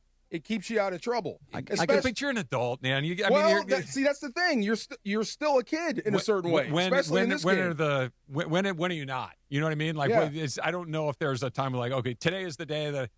If this is all you've done for most of your life, I'm glad you've got some guidance. If not, I'm thrilled he has go guidance wild. too. Yeah. But it just ultimately at some point we're responsible for ourselves, and some people take a little bit longer than others. Yeah, apparently. And after the streamers, you would assume that Sean McVay, Les Snead, all had those conversations with him, and then for it to happen again after that, and then and basically every story that comes out about Puka in this offseason so far, unfortunately, has been one of negative, and that's kind of a bad place to be. Yeah, since Seattle. Since Seattle, yeah. And it includes just and the dude tweeting about Sam Darnold out of nowhere. Yeah. Like, why were you doing that? Yeah, I'd forgotten about that. Yeah, he was so good too. Like the first referee thing, we're like, here we go, and then he just went out there and had one of the games of his life. I forgot about the refs. Yeah. Oh my God, never mind. It's a lot. What are you doing? It is a lot. It is also a Kings game day. Pre-game coverage starts at 6:30, leading right up to puck drop at 7 as the Kings hit the road in Vancouver. After the game, keep it here for Kings Talk with Sam Batesh, your spot to react and break it all down. Catch every moment on the ESPN LA app and ESPN LA 710. Just tap the Kings play-by-play tile, home of the Los Angeles Kings. And, all right, so that flag football thing was a big hit, but I also think it started something. Right. We'll leave it at I like because the ripples go all the way to the NBA. I can't wait for That's this. coming up next. It's DeMarco and Trav, 710 ESPN. Mornings in LA start with Sedano and Cap. And did you know that Megan Trainor and her husband, Daryl Sabaro, have 2 toilets in the same bathroom that they can use? Weekdays starting at 7 a.m. on ESPN LA. Is it one of those? Is it one of those double toilets where she's facing one way and he's facing the other way, and they can sit there together? Originally, there was a picture of the toilets when they were selling the house that they were in previously, that they were side by side. Mm-hmm. So like a stall, but no divider in the middle. But now their new house, according to them, has face-to-face, knees-to-knees. Oh, my gosh. Really? Wow. Cappy, would you do it for the bit? This could be a great move for you two. Cappy, we should do it for the bit. Pull the Megan Trainor, Daryl Sabara. Just you and I looking into our eyes, knees barely touching. Gross. The Morning Show with Sedano and Cap. Weekdays starting at 7 a.m. on ESPN Los Angeles. Good Karma Brands is proud to be an equal opportunity employer, providing equal employment, development, and advancement opportunities to all teammates and applicants. To learn more about careers with us, please send an email to talentacquisition@goodkarmabrands.com. That's talentacquisition@goodkarmabrands.com. March is Truck Month at George Chevrolet. And for a limited time, John Good is offering GM supplier pricing on all new Silverado 1500 models. That's below factory invoice. Save up to $10,000 off MSRP on select 2026 Silverado 1500 trucks. Or lease one for just $399 a month. Visit John Good for a great deal off the 91 freeway at the Lakewood exit in Bellflower or at georgechevy.com. Chevrolet, together, let's drive. Supplier pricing and savings on select models. Lease offers for qualified buyers with approved credit through GM Financial. Plus tax, title, license, and fees. Offers at 3/31/2026. For full details, call 866-949-4805. Do you have trouble getting in and out of the bathtub? Are you afraid you'll slip and fall entering or exiting a tub? Safe Step walk-in tubs can transform your bathtub from an area of concern to a calming refuge. Call them today at 1-800-731-4558 and save $1,600. Safe Step walk-in tubs and showers are proudly made in Tennessee and offer an ultra-low step-in, avoiding that difficult climb over a traditional bathtub wall. They also offer a variety of therapeutic benefits that may help soothe your aching muscles and joints, increasing your mobility, boosting your energy, and improving your sleep. Safe Step walk-in tubs are designed to easily fit your existing tub space and are often installed in as little as one day. Just dial 1-800-731-4558 today to save $1,600 and receive a free shower package. That's 1-800-731-4558 for a free no-obligation consultation and to save $1,600. Safe Step walk-in tubs. Safety never felt so good. This is the afternoon show with DeMarco and Travis. If I came in a tank top and dolphin shorts, you'd be like, what's up, dude? What's going on over there? DeMarco and Travis continue. I couldn't have been scareder. Is that a word? More scared? More scared. Back to the guys. I love all the live shots from Dodger Stadium. It's just Beautiful. It just puts me in a very good mood. Seeing everybody out there. Laura, you're the only one. Oh, no, DeAndre, you got your Dodgers shirt on today. Greg's got his hat. But Laura's like in full uniform. She's got the hat. She's got the jersey. You're ready. I'm ready. Not going to the game, but I'm ready. You've been opening day before, though, right? A long, long time ago when I didn't buy the ticket. Yeah. When you didn't buy the ticket? You snuck in? No. I mean, someone bought it for me. Oh, okay. That's the best way. Can you actually sneak into a Dodger game? I've never tried. Okay. Is it possible to sneak in? So, no. Oh, be careful now. Oh. No. You cannot sneak in the SoFi. There's no way you're not getting in there. Let me tell you, there's ways for everything, my friend. If you know somebody, who, like, let's say works security sometimes, Well, if you got happen. people, that's not sneaking in. Yeah, that's I mean, being that's let kind of in. sneaking in, No, because you're not in buying without a ticket. But that if the security guard just kind of points behind his back, like, go ahead. Yeah. That's a hookup. My older son Bobby is pretty good at working the system and finding his way into things. Really? Yes. From outside all the way in without a ticket. What's up, Bobby? Yeah. That's impressive. Oh, yeah. That's and like I'm a scaredy cat, right? Yeah. Like I'm a rule follower. Bobby's like, I'll get in. I'm like, Bobby, you don't have a ticket. He's like, I'll be in. And he's never not gotten in. Like he finds his way in all the time. Yeah. And he's charming and he's all those things, but he's got a rap, that's for sure. Okay.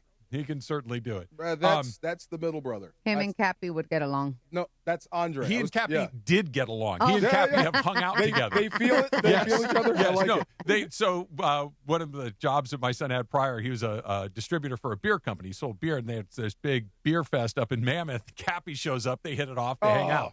So, yes, they're cut from the same cloth. They're definitely cut from the same cloth. Tom Brady said that he inquired about coming back to the NFL. And the NFL, to use his words, said they were not very excited about that idea. The NFL said that? The NFL. He said that the NFL told him that they were not super enthusiastic on the deal because of the complications with having an owner coming back into the league. The red tape of it all. The red tape of it all. Okay, they let Phillip Rivers come back at 90? He didn't own a team. Okay, that's the only problem. It's not his age. It's the owning of the team. And so let's he already gave up a wife for football. He ain't going to give up ownership for football, is he? Well, he doesn't have to give it up necessarily. He could put it in some sort of blind trust situation where it's managed by somewhere else. But if you really want to come back and play, you can't be an owner. Yeah. Period. End of that probably story. scuttles that idea. I hope so. Do you guys? This is when I read that story. This is the first thing that popped into my head, and because we've talked about this with Shohei, we've talked about this with LeBron James, and these guys that are competing with history, not just to win a Super Bowl or a second one, like they're trying to do things that have never been done before, right? Like LeBron's Mount Everest, get on the moon, right? Like just we're trying to be the first one to do all of these things. Mm-hmm.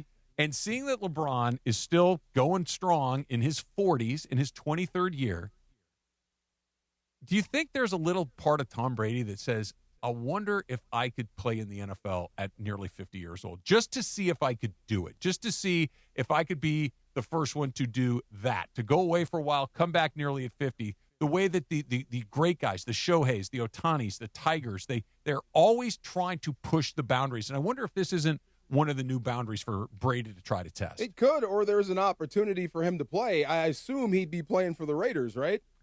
He didn't say where. He just said that he was, and then he did say on CNBC that he's very happily retired and that he's going to stay there. But the fact that he cracked the door open to that story means something, I think. Did you see the flag game? Yeah, he looked great. He looked pretty good. He looked really good. He can still throw. That we keep saying every time we see Brady, he doesn't look human. Yeah. The guy takes care of himself. He does. If Phillip Rivers can get off the couch with how many kids? 10. So he's eating Doritos at some point, right? Bad. Tom Brady is about as healthy as you can get. If Phillip Rivers can go out there and look credible, I wouldn't be shocked if Tom Brady can go out there and play a full season and look pretty good. Yeah. So here's a little thing to add into that, because you're talking about legacies and all that.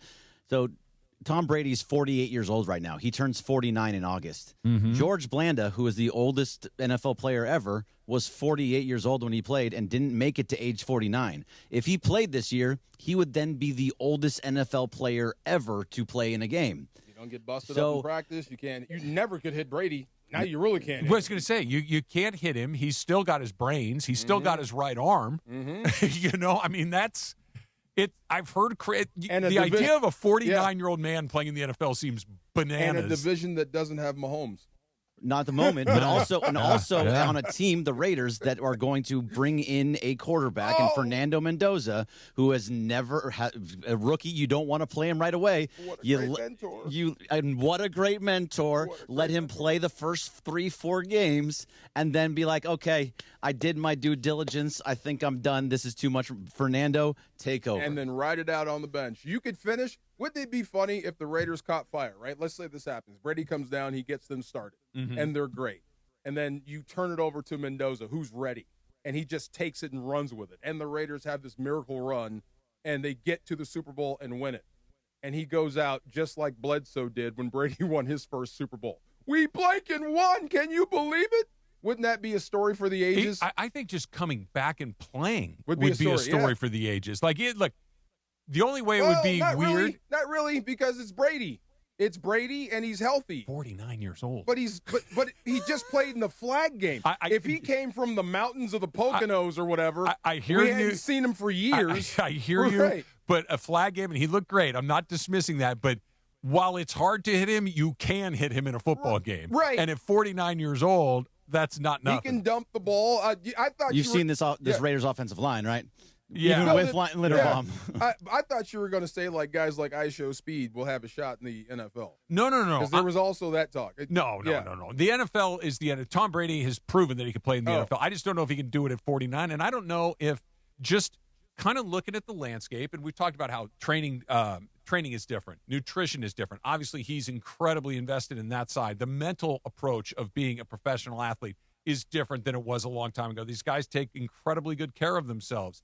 The preparation to get ready is different. That if anybody could do it, it would be like one of these guys. And just, I want to set that bar even higher. He left. He's the greatest quarterback of all time. Nobody's really going to argue that. But I want to do some stuff that will put this so far out of the reach we're never even talking about it. If anybody could do it, it would be him. That's what I'm saying. It's him and how he takes care of himself. But do you really want to go back to playing where you got to meet all day?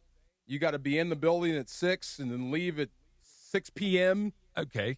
I would not. And go over stuff that you already know. You don't have to convince me. Yeah. No is the answer for me. But I don't think he's normal. And I mean that as a compliment. Like normal people, once we get enough money in the bank, it's like, I'll see you later, man. I'm done here. I don't want to do this anymore. But for him, he's not normal. The way that he motivates himself is different than almost everybody that's not LeBron or Tiger or one of those guys. This is true. I don't know if he's looking for motivation, if he's looking for that coach that could, lead him or whatever. Yeah. That might not be his mindset. This seems like more business than anything. I can still play. There's an opportunity here. If I do this, boom. What about just having him there to mentor Mendoza? I'm so glad do you mean that when you said you should sit Mendoza and let him learn? Yeah, versus throwing him out there? I would love to bring somebody in and let somebody else start the season. Then what better person in the world to learn from than him? I mean, a bunch of these dudes are all going and playing flag football and be like, oh yeah, I can keep playing again. OBJ is getting noticed by a bunch of teams now. Like these guys aren't coming back, but if Brady came back, I can trust it a little bit more. For receivers. Because of who he is. Yeah. That's it. Receivers and skill position guys, it's a great showcase because you're running routes. Yeah. I mean, if you still look like you can get it done, that shows up. I might give you a call. But I was just, the other part of it was the YouTubers. Like, oh, look at him run through the flag. They can't even touch his flags. No. We don't go for flags in the NFL. They're going for your neck. Yeah. We're trying to knock you out, not pull a flag. Yeah. That's a little different. But I would love to see it. I don't think we're going to, but him specifically saying, I think he can do it. I do too. I think he can do it. I really do. I would not. It doesn't surprise me at all. Not at all. There are guys every once in a while. We're seeing it in basketball right now with LeBron. You saw it with Ricky Henderson in baseball. These guys that are just all-time greats. It's just I can just keep going forever. Yeah. Well, I can just keep going forever. And maybe I'm not what I used to be, but I'm still good enough to be in this league. True. Like Cam Newton coming back, different because your style is different. Right. Tom Brady is basically a statue. He's a brain, like you said, and he can get the ball brain out. With the right arm that can put the ball where it needs to go. In any era that plays. Yeah. You know what I'm saying? Especially now. With the right team, right draft, right everything, I wouldn't be shocked at all. at all Do if it, he came Tom. back and So played. what would really be in it for him then to come back? Like, what would have History, to be legend. Something you've never seen before. Yeah. Like, you're not going to incentivize him with money. He's making $35 million a year with Fox, right? So he's got more money than he's ever going to know what to do Why with. can't ownership take the field? What's wrong with that? So I read about that. It would be a salary cap circumvention. Oh, okay. Yeah. Okay. Well, then take no money. Well, I think there's league minimums and all these other things, but The first volunteer player. You would have to figure out. I'm sure if he really wanted to, and he could divest of his ownership of the Raiders with, wink, wink, nudge, nudge. I'll see you guys when I'm done, and I'll buy right back in. You could do I've seen it. sons of dictators on soccer teams get out there and play. Yep. Yeah, let them play. Get out there. Go ahead. I'd watch. Of course, I'd and watch. he might be pretty good. All right, so Lakers go 5-6 on their road trip and look pretty good doing it. Does that change some stuff? We'll get into that coming up in just a little bit. A reminder as well that it is a Cosm Ticket Thursday. You can call 213-799-0139 right now, and caller number 7 wins a 4-pack of general admission tickets to watch Michigan State take on UConn in the Sweet 16 at Cosm this Friday. That is at 6:30. Catch every big moment of March Madness on Cosm's immersive shared reality displays only with ESPN LA. Things are so good in the Lakerland right now, DeMarco, that I'm willing to change my plan for the future. That's how good it's going. It's coming up next. It's DeMarco and Travis, ESPN LA. And at my family's carne asada, the food always matters. I keep telling you guys. And lately, the star of our table has been Amor Salsita. Amor Salsita is something special. Not only is it women-owned, it's homemade, authentic salsa made to share with the people you love. The kind of salsa that brings familia together.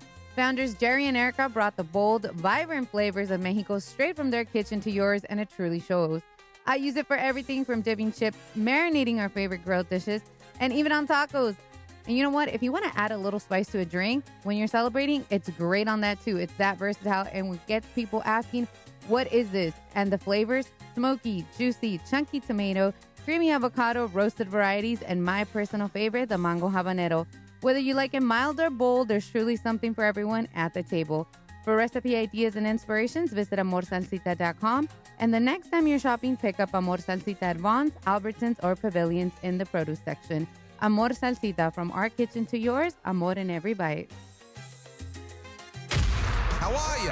It's Dr. Robert Clapper. Guess what? The Weekend Warriors Show is back Saturday morning at 7 a.m. on ESPN LA, thanks to Cedars-Sinai. Cedars-Sinai is a global leader in orthopedics, offering a range of solutions in all orthopedic subspecialties to get you back to doing the things you love. Don't miss the Weekend Warriors Show with me, Dr. Clapper, Saturday mornings at 7 a.m. on 710 ESPN and the all-new ESPN LA app. Waba Grill is an LA original, so we've got to keep it real. Real fresh with our Asian-inspired menu that's grilled to order every time. Real quality with our marinated proteins like hormone-free chicken, ribeye steak, wild-caught salmon, and shrimp. Head to Waba Grill for $5 happy hour, weekdays after 3 p.m. and try our new chili crisp dumplings, paired with a premium or beverage drink, like our delicious Thai tea, both for only $5. Only at Waba Grill. It's for you. John Ireland here. You want a vodka that's championship caliber? Look for Blue Ice Vodka at Ralph's, America's largest potato vodka, double gold rated, just 64 calories an ounce. Classic, Huckleberry, or double espresso. Blue Ice Vodka, vodka with standards. Individuals and businesses with tax problems, listen carefully. Do you feel like you're losing control of your finances? If you owe over $10,000 in back taxes or have unfiled tax returns, we can help you take back control. The IRS is the largest and most aggressive collection agency in the world, and they can seize your bank accounts, garnish your paycheck, close your business, and file criminal charges. Take control of your tax problem now by calling the experts at U.S. Tax Shield and take advantage of the Fresh Start program and new laws that may allow us to negotiate a settlement for the lowest amount possible. Our team of tax attorneys and enrolled agents can stop collections and get you protected so you can take control of your financial future. U.S. Tax Shield offers a price protection guaranteed quote to get you protected today. U.S. Tax Shield is A+ rated with the Better Business Bureau, so call now. 800-687-5192. That's 800-687-5192. U.S. Tax Shield. 800-687-5192. It's DeMarco Farr and Travis Rogers for your afternoon drive. So, I fall. Kind of, sort of frequently. Yeah, but you get back up. I get so far. Yeah, get up. There you go. DeMarco and Travis continue. Here are the guys. Oh. Where's my white polyester? There you go. Big lapels. Big lapels with the vest. Open shirt. Are you a vest guy with a suit? Not really. I'll tell you, I've never had one. Yeah. So I don't know, but it's not. I like just the jacket and the shirt. I used to get the guy that made my suits. Oh my God, I can't remember his name, but he would travel around baseball, football, the whole nine. As a matter of fact, the reason I spent so much on this was like $50K in suits. Oh wow, ridiculous. Yeah. Like the first big splurge on suits was because he showed me pictures of Mo Vaughn. Oh yeah, is I dress Mo Vaughn. This is what he looks like, and I'm like, oh, Mo's a big you liked dude. It. You look good. I'll take 10 of those. Yeah. Yes, that thing right there. Yes, he got you. But he would make the vest with the suit. Yeah, and he would get mad because I'd never wear the vest. Okay. Yeah, vest feels restrictive. It does. Yeah, it feels like a bodice. What you call bustier. Bustier. Yeah. Bodice is like a body, right? Well, whatever the thing. The bustier goes around this. Like, what's the thing with the strings? Oh no, that's a corset. Corset. That's what it feels like. I don't want to wear that thing. Spanx. The bustier is a bra. Remember Selena? The bustier. Is that what it is? Okay, yeah. When I sit corset. down, That's what I was trying to think of. When I sit down on the plane, I want not constriction. Yeah. Now you know how we feel when we have to wear all those things. You know. The stuff that you guys put on is nuts. So it looks so uncomfortable. So I wanted one. My sister when she had a kid, like women have to put one on or whatever. And I was like, girl, how do you get that thing on? Because it's called a Colombia faja, which is like Colombian Spanx. They're super tight. And she goes, my husband helps me. And I was like, I can't. Like I have one, but it's not that deep. But I want one because I see her body shape. And I was like, whoa. The shoes. We used to catch William Shatner doing it on Star Trek. Yeah. Wear the girdle. Yeah. Yeah. Hey. You got to keep that in, bro. He's having a good time. He's enjoying himself. Flacco's playing. Yeah, he's How back. How old is Flacco? 107. Flacco's 41 years old. Not half the quarterback Brady is. No, he's playing. 8 years younger. That's a lot. But I'd say it's even. I would say because Brady's older, but he takes care of himself. Oh, he does. So he probably reversed aging about at least 10 years. I hear you. Right. He's going to be nearly 50. But that's like the new 30 for him. Hey, Phillip Rivers came back. Phillip Rivers came back. He could barely move. But he was credible. Yeah, he did all right. He was credible. But you could tell he was working hard. Like Brady is in better shape than all of these guys. Maybe not Flacco, but it's nearly 10 more years. Flacco's backing up Burrows. That's interesting. That's crazy. Rivers looked like he actually rolled off the couch and walked on. That's what I'm saying. He's got kids. He's eating snacks. Brady's not eating snacks.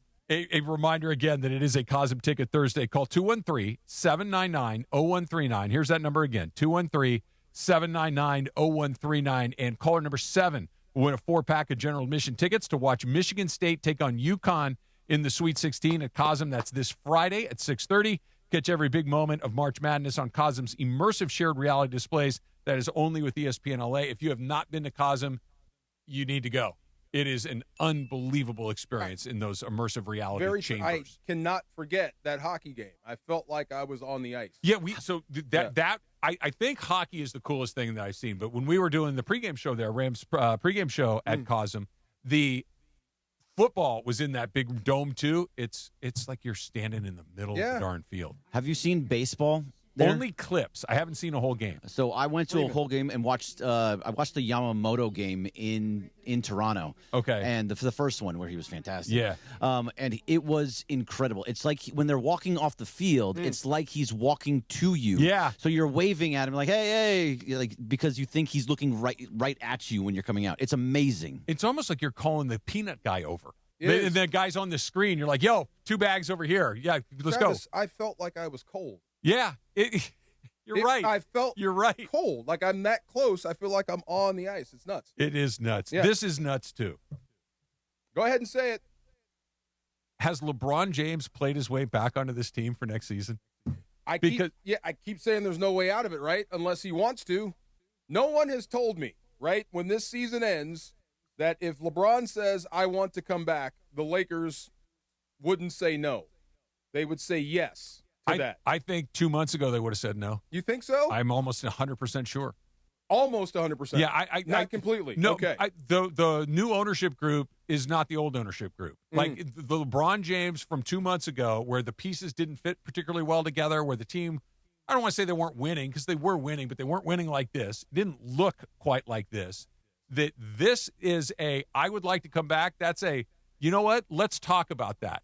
Let's talk about a way that works for you to get the farewell that maybe he desires. Maybe he doesn't. I believe that he probably would like a farewell tour. But more importantly, you make us a better team. If we can find a way to do this that makes economic sense, we can't give you what we've been giving you. We need to start the clock on other people as well. But this works. It really, truly works. And if they do beat a second-round opponent, again, it'd probably be San Antonio at this point, why are you looking to torpedo that? I don't know. What did I say when I walked in? Can you imagine if the Lakers and the Celtics made it to the finals? Sure. And LeBron gets to play his old enemy in the finals? You don't need a farewell tour. That's it. No, he might. I'm just saying. If you beat them, he might. Stop. He might. Yeah. That's the best way it's going to end. I thought it was ending because it needed to end. That the pieces didn't fit together, that they needed to get younger, they needed to get more athletic, and they still do need to do both of those things. But this works. And if he can embrace the third option for an entire season, and instead of playing him 35 minutes a night, kind of like what they're doing right now, you play him 27 or 28 minutes a night, you get him a little bit more often over the course of the season. He fits in perfectly into this role. And I'm not saying I do it a slam, but I'm certainly open to it in a way that I wasn't 6 weeks ago. So can I play devil's advocate for just a second? Please. So first off, I agree. The way that he's playing, absolutely, if he came back at the right price, it makes sense. But let's play devil's advocate for a moment to have that conversation. If he came back, what you did is you made your team basically empty. You have as much cap space as you've had in quite some time. Mm-hmm. You made sure everybody is on 1-year deals for the most part so that you can just completely retool your entire lineup around Luka. That means not even AR or anybody else. You have Luka and then everybody else. It's a blank slate, essentially. If you do this is essentially your offseason that you can spend on whatever you want, go get whoever you want, build whatever type of team you want. If you bring back LeBron, that chips into it, and also you're pushing that, I don't want to say rebuild, but restructure around Luka. You're pushing that back another year. I hear you, but here's the thing. If it chips into it, but maybe not as much as it may have otherwise, right? If he's willing to work with you economically, maybe you still do have some economic flexibility that you might not have had if he were insisting on some sort of max deal. And to your point about rebuild or restructure or whatever you want to call it, we don't need to rebuild nearly as much as maybe we thought we did in this particular, composition of this team, that this kind of works. And instead of being hey, look, Luka and AR and flush the rest and let's just start and get this thing over, it's like, wait, hold on. We're actually closer than we thought. Now, you need to get closer than any of us thought. You need to go get proof of concept in the postseason. Right. You need to go beat somebody and beat another somebody or make it really, really close. Deep into the second round. Why not? Look, he makes your team better. I like the third option. Maybe we come up with a better way of saying it. I kind of like it. Because it's grown on me. The role he's playing, he's still dominating. It's just a different role. He's above the rim. He's leading the league in fast break points, but we know how that happens, right? But it's working. This is working. This is a part of their plan. They are executing that. Everybody knows LeBron is cherry picking or he's out in front. Sometimes he doesn't get back. But they make it work for them, whatever. They're all buying into it. I'm with you on this. If you can play like this and the role that this team needs, why not? But here's the thing. This is where it gets tough because LeBron he's a moneymaker for them. Mm-hmm. They're going to make money off LeBron. LeBron's not going to take nothing. No, I'm not. You're right. I'm not saying nothing, but this is where the rubber meets the road a little bit. It's like if he's insistent on some big number, then we're probably done here. But that's not just get him out of here and let's start over. This is look, we just couldn't come to an agreement. I think that there will be a conversation, and 2 months ago, I don't think there was going to be much of a conversation. They've won 13 out of 15, right? Yeah. And they wouldn't have done it without LeBron. That's all that. LeBron, his fingerprints are all over this. No doubt. Yeah, 100%. Yeah, 100%. that's proof of concept. You are just creating an off season that he's going to have to take some money. So you're basically this roster right now, and I think DeAndre would agree with this still. This roster is still incredibly, incredibly flawed. You're basically only going 7 deep at this point for the most part, and when everybody is healthy. And so you have to still change out basically everything. If you do this, if you do bring back LeBron, you're kind of running it all back. And when you re-signed everybody, you have your $50 million when it comes to Luka. You're probably going to have to pay $35 to $45 million for AR, and then you have to pay, 20 to 30 for LeBron? That's a lot of your money, and you still have the rest of your team that is still incredibly, incredibly flawed. You lose a little bit there. So I think where the restructure, it kind of works. If it doesn't, then it takes care of itself, right? If you can't figure out the economics, then it's just, hey, it just doesn't work. We have to get going on this. But if everybody, because again, LeBron, I think will have to be a little bit malleable when it comes to working with the team, because you look around the rest of the league, and Laura, I know you and I have talked about this a lot, like the idea of where else are you going to go? It's not like you'd say, well, if you don't give it to me, they'll give it to me, and they'll give it to me, and they'll give it to me. He might look around the rest of the league and say, there just isn't a bunch of people lined up for my services in the way that they used to be, so I need to be agreeable. Well, unless the third option is something he's willing to accept someplace else. And if you could fit that in, there is a plan now. Like, it is a copycat league. It's working here. It could work here. We want you to do the same thing you're doing for them just over here. And I think that's why he's doing it. Like, I know DeAndre and I get into it a lot here outside of the mic, but the reason why he's embracing this third option, he does things that, A, benefit his brand, and yes, ultimately benefits the team, but he's doing it because he looked around. Mm-hmm. And it was like, yo, nobody's really knocking on my door to say, hey, LeBron, come here when the Lakers are done with you. And he's like, how do I reinvent LeBron? And this is a reinvention of LeBron. It's a LeBron we've never seen. It's a LeBron we never thought we'd see. We all sat here saying he won't bend the knee to what they need him to do, and he did. And the fact that he's embraced it has allowed other guys to embrace their role. We talked about Ayton. We talked about Smart kind of elevating his role within the team. So if other teams, to DeMarco's point, can copycat that, then they're like, maybe you can come here. And maybe he does play not just another year, maybe an extra year, and then he does his goodbye tour. It's weird to say, but it's kind of like he increased his value. Yes. With how he's playing. I know. It's LeBron, though. You're right. Yeah. It feels weird, but it also feels very true. Yeah. Okay, so to go into the offseason stuff, why is it the assumption that he's going to just demand this insurmountable amount of money? No, I'm just saying, like, why is that the automatic assumption? Knowing that the expectation, he probably understands that he's not a max contract player. This is the first time where he's going to enter an offseason where he probably understands he is not a maximum contract player. Now, if you want to go in as far as Lakers probably considering bringing him back, we all had the assumption is that he's never going to embrace that role. He's never going to understand that he's going to be the third highest usage player. What did he do? He figured it out. He understood what was best for the team. Yeah. He said it. I mean, the man's saying it himself. I mean, and you always talk about he does passive-aggressive. And he said the word, the role I play. Yep. Which makes him That was like in neon lights when he said it. Right. It was the role they have me in now. But look, you guys killed me for that last week, by the way. I just want to say, you killed me for that last week. For what? For the role I play. Yeah. Yeah. Well, no, but when he said it. Okay. But to your point, Laura, even if he did it, like the accepting to open up other options, other places, he did it.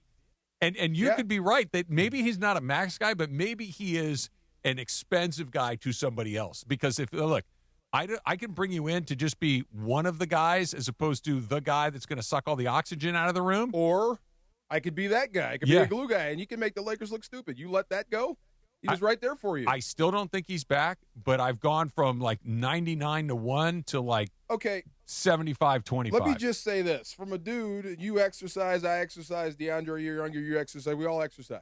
It's hard, right? You feel pretty good, right? I do. You shouldn't be able to do what he's doing at his age. That's what I'm saying.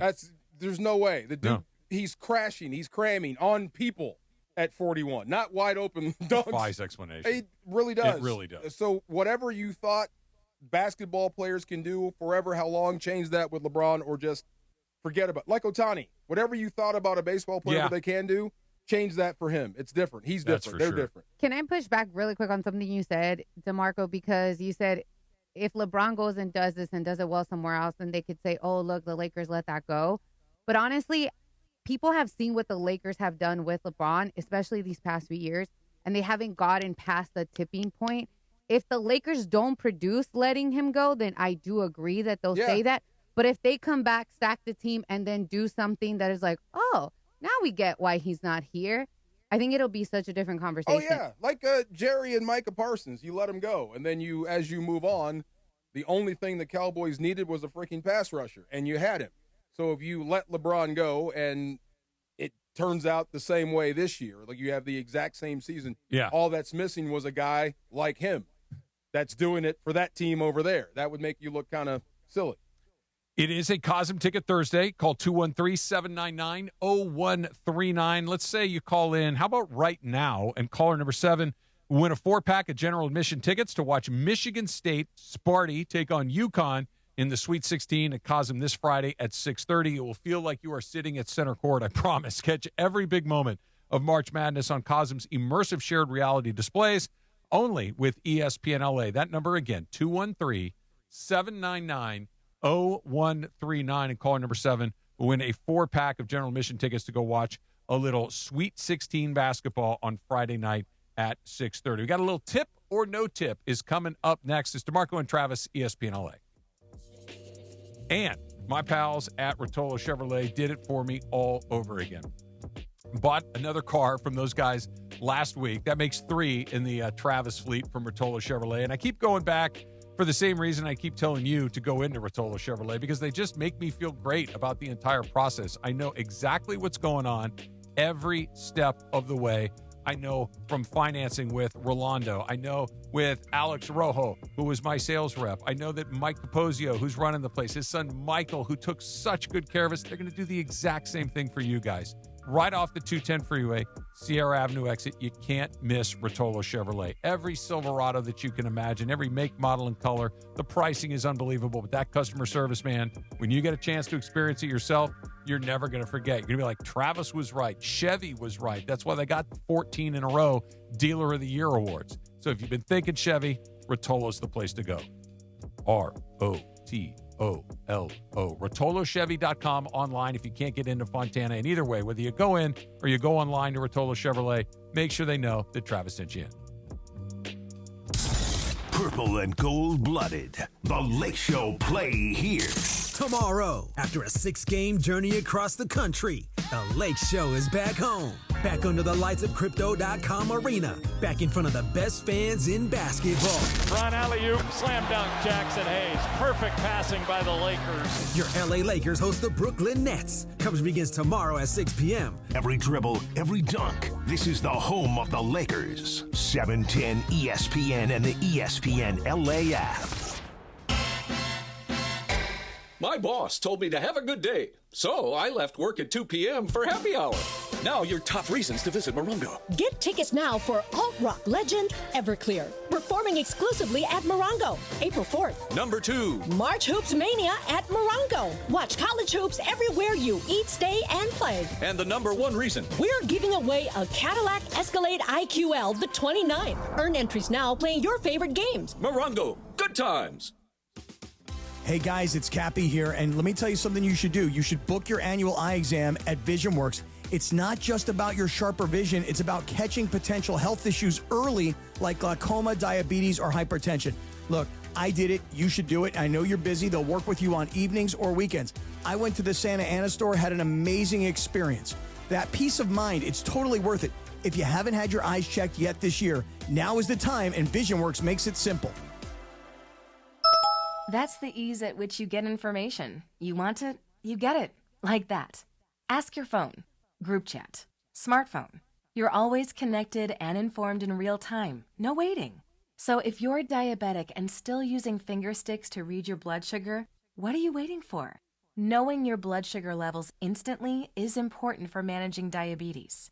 Call US Med at 888-665-0696.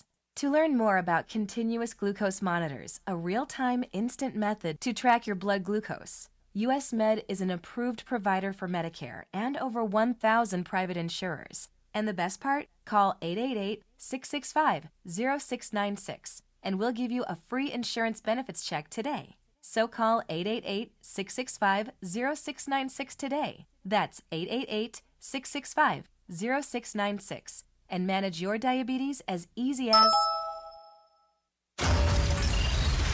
And it is the DeMarco and Travis Afternoon Show. 4 o'clock in the Southland. You know what that means. Time for Tip or No Tip.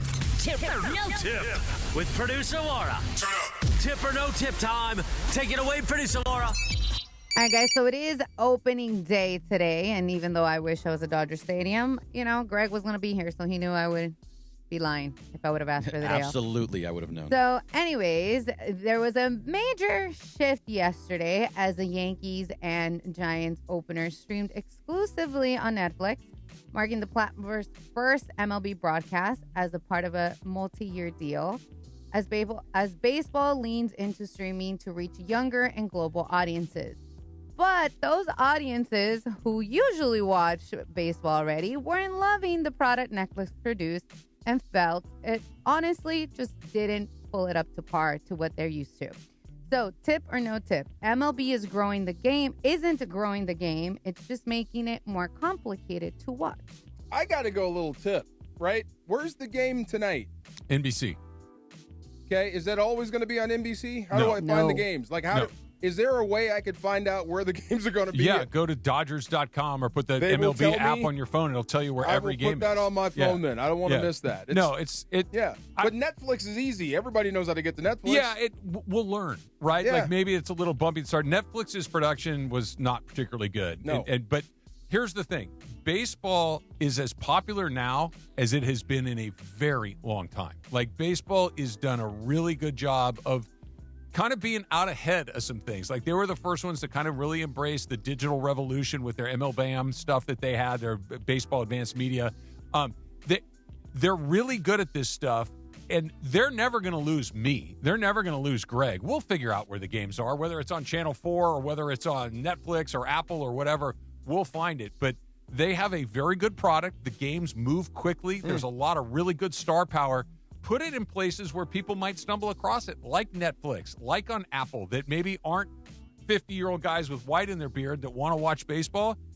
You're going to like what you're seeing right now. The product's really, really good. Shohei Ohtani is a megastar. Aaron Judge is, but just put it in all of these places. Even if it takes a minute for Netflix to figure out how to put it on correctly, that's okay. Like, let them catch up to where the audience is. You can put it, like, look at the NBA. The NBA's all over the place. They're on every platform that exists, practically. Yeah. Like, baseball's, I think. Just don't make it hard to find. It's not. Consistent. You just need to bang. It's expensive, put your though. favorite team on the. It is, but so is everything else. You know what I mean? Like, and I'm not saying that it shouldn't be a little easier, a little less expensive, but this is the price of these things. This is, you're going to pay a guy $700 million. They're going to try to get every last nickel they can from all of these different places, and I get it. I think they've done an incredible job, and that's why whatever is about to happen at the end of this season with the labor summit, they've got to figure that out, because people are actually talking about baseball in a casual way. Don't screw it up for like the first time Pac-12. in a long time. It's not just the diehards anymore. You're starting to get some casual. You're getting young kids too that want to play baseball now. But at the same time, when in NFL, when they were on NFL Network on Thursday nights, and they were on Amazon on Thursday nights, so sometimes it's on Peacock, sometimes it's on Disney Plus, sometimes it's on Netflix, sometimes it's on all over the place. You find it though because it's the NFL and you love it. The NBA right now, it's on Amazon, it's on Peacock, it's on TNT. It's no longer on TNT, and now it's on ESPN, and now it's on this. Every sport is doing it this way. This is the way the world of sports is going. You're going to find it no matter what. So I don't think that because it's on Netflix and Peacock and Apple TV and whatever, you're going to always find I'm not kidding you. For the Dodgers, it's just I open up the app and it says today's game's at this time on this channel. Yep. It's literally that easy. You hear that? That's how you find it. Yeah. There you go. Yeah. All right, guys. So Caitlin Clark, as we all know, she's great on the basketball court. Well, she did something else. She worked as a credential photographer for the NBA game between the Indiana Pacers and the Lakers. She was literally sitting baseline with a camera, she posted some of the LeBron photos, and he actually reposted, so it gave her an even bigger, audience. So this wasn't just a gimmick. It's actually part of her growing presence across the basketball world. Some people were not loving it. There's always going to be haters saying she's taking somebody's job, and then she was just there because she's Caitlin Clark. But tip or no tip, the NBA leaning into Caitlin Clark is smart business. Tip. Yes, she is business, isn't she? She makes money, right? She's the biggest star in the WNBA. Oh, yeah. You should lean into it, absolutely. Anything that gets eyeballs on your sport is good for your sport. Yes. She looked great doing it, It's as simple too. as that. Now, if she took the spot of a photographer that got bumped, then that does get a little weird, but I'm sure there's plenty of guys to go around, right? This is good for the league. Yes. And the only reason she is there is because she's a great player. Much like this, if LeBron James wanted to go do something and take pictures at Dodger Stadium, they'd accommodate him because he's LeBron James. That's just the way that these things work. It's fine. I would guess, I don't care how long you've been doing that job, that when they post her pictures, she'll get more interest. Oh, yeah, for sure. That's what I mean. It's a great sure. look. And Steven Jackson was doing that. Ken He became a photographer. Ken Griffey's a photographer. Randy Johnson is a photographer. Marshawn Lynch. Yeah, this is not new. No. Yeah, Marshawn Lynch had a jacket the other day. He's at places. You said Ken Griffey. He was at the WBC taking pictures in the well. There you go. So you're not taking away from anything. It's good for the sport. One more, Laura? I do. Okay, so I saw this and I wanted your opinion because we've talked to DeMarco about trademarking his Getcho. Yeah. I won't finish it, okay? So a nickname. Come on, he says it every time. Every morning. Okay. Yeah. So I like it every time. A nickname battles brewing between Caleb Williams and NBA legend George Gervin. So Caleb has recently filed a multiple trademark for Iceman. I don't know if you guys saw that. No. And so Gervin was like, I've been known as Iceman since the 1970s, and he quickly pushed back. Did you have the poster? Oh, yes. Yeah. Here's the, here's the about. kicker, though, guys. Gervin never trademarked the name. Oh, no. So really? now he's going with Caleb, and even though he's used it, he never actually trademarked the name. Yeah. So tip or no tip, Iceman belongs to George Gervin, no debate. I got to go no tip. Rick Ross ain't Rick Ross. 50 Cent ain't the real 50 Cent. You better trademark the name or somebody's going to use it. And he's playing right now. So he may be the Iceman. Yeah. I mean, George Gervin missed. He dropped the ball. Look, DeMarco and I are of an age. When I asked him if he had the poster, he knew exactly what I'm talking about. There was a poster of George Gervin in like this bluey silver sweatsuit sitting on an ice throne with two basketballs. Right? Yes. And it said Iceman on the bottom. So we know him as Iceman. Nobody under 40 does. Nope. Not right? at all. And I knew. But you're a basketball guy. Okay? Ball knowers. Ball knowers know. Like me and DeAndre, Trudell called me once. Ball knowers. My NBA career. He missed. You got to get the legal rights for it. I didn't know they called Caleb the Iceman. When did didn't. that start? He's doing it. He's trying to do it because of his his dance and stuff like that. So I guess that's what he's calling. I didn't know. Is he calling himself Yes. Iceman? Yeah. I didn't know. He's creating his own nickname. No. I think so. That's rule number one of nicknames. Is it can't be Then self-administered. Jokic should call himself Dr. J. There you go. Let's just go with it. It looks I bet Dr. J was smart enough to get a patent on Dr. J. It looks like George Gervin is now filing an application for Iceman and Iceman 44. I didn't know that 50 Cent is not the real 50 Cent. Was there another 50 Cent? Oh, yeah. What? Oh, yeah. A real one. Are you saying, DeAndre, you're saying yes? What? Yeah, who is he? A real gangster. Like an old school gangster? A real gangster, yes. Oh, and he stole his name? Yeah, Rick Ross. Freeway Ross Ricky. is another guy. Rick Ross took the name. It happens. Oh, wow. Yeah. What was I that knew the Rick Ross one. I What didn't was know the the Chris- 50 Cent one. The Chris Rock movie when he was a rapper. When he was a rapper? Oh, gosh. Yeah, that one. Oh, man. I know. That's what the whole story was about. Yeah. He took the name of a real gangster, and the guy got out of jail and came after him. Oh, CB4? CB4, yes. Oh, CB4 was great. CB4, remember that? Yeah, of course. He I took remember the name CB4. of a gangster, yes. Oh, that's right. Right. He totally did. That's That's pretty much what happened twice. Dodgers are walking across the stage literally right now, set up in center field. They've got their World Series champion uniforms on with the gold outlining the Dodgers across the chest. God, look at him. Those lids? What do you think about those lids? I like it with the gold.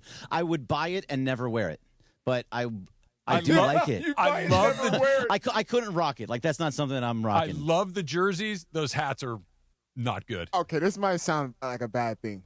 Why is Kyle? Never mind. I'm not gonna do it. No, go ahead. Kyle Tucker.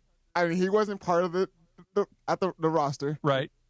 Why does he get to wear the gold hat? Yeah, he's a Dodger. He's a Dodger. Yeah. Yes.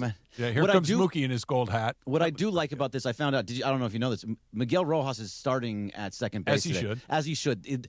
Absolutely. Alex Freeland. Are you sure? Yeah. Okay. Yeah. Alex, No. Do not call me Evan Drellich. I've already killed him on Blue Review for that plenty of times. But if Alex Freeland would start today, that would have been an absolute disaster. No, look, Rojas, unless he was no longer on the team, was going to start today. Even if Tommy Edman were healthy, I think you find a way to get Rojas in the lineup today. Totally agree. Oh, look at Yama. Look at Yamamoto. Okay, so I did. So jealous. I had to go to the laundromat again because we got that lucky big dog. It was fun. This big blanket I had to wash in the 6 load. Yeah. So I was washing the Blue Review.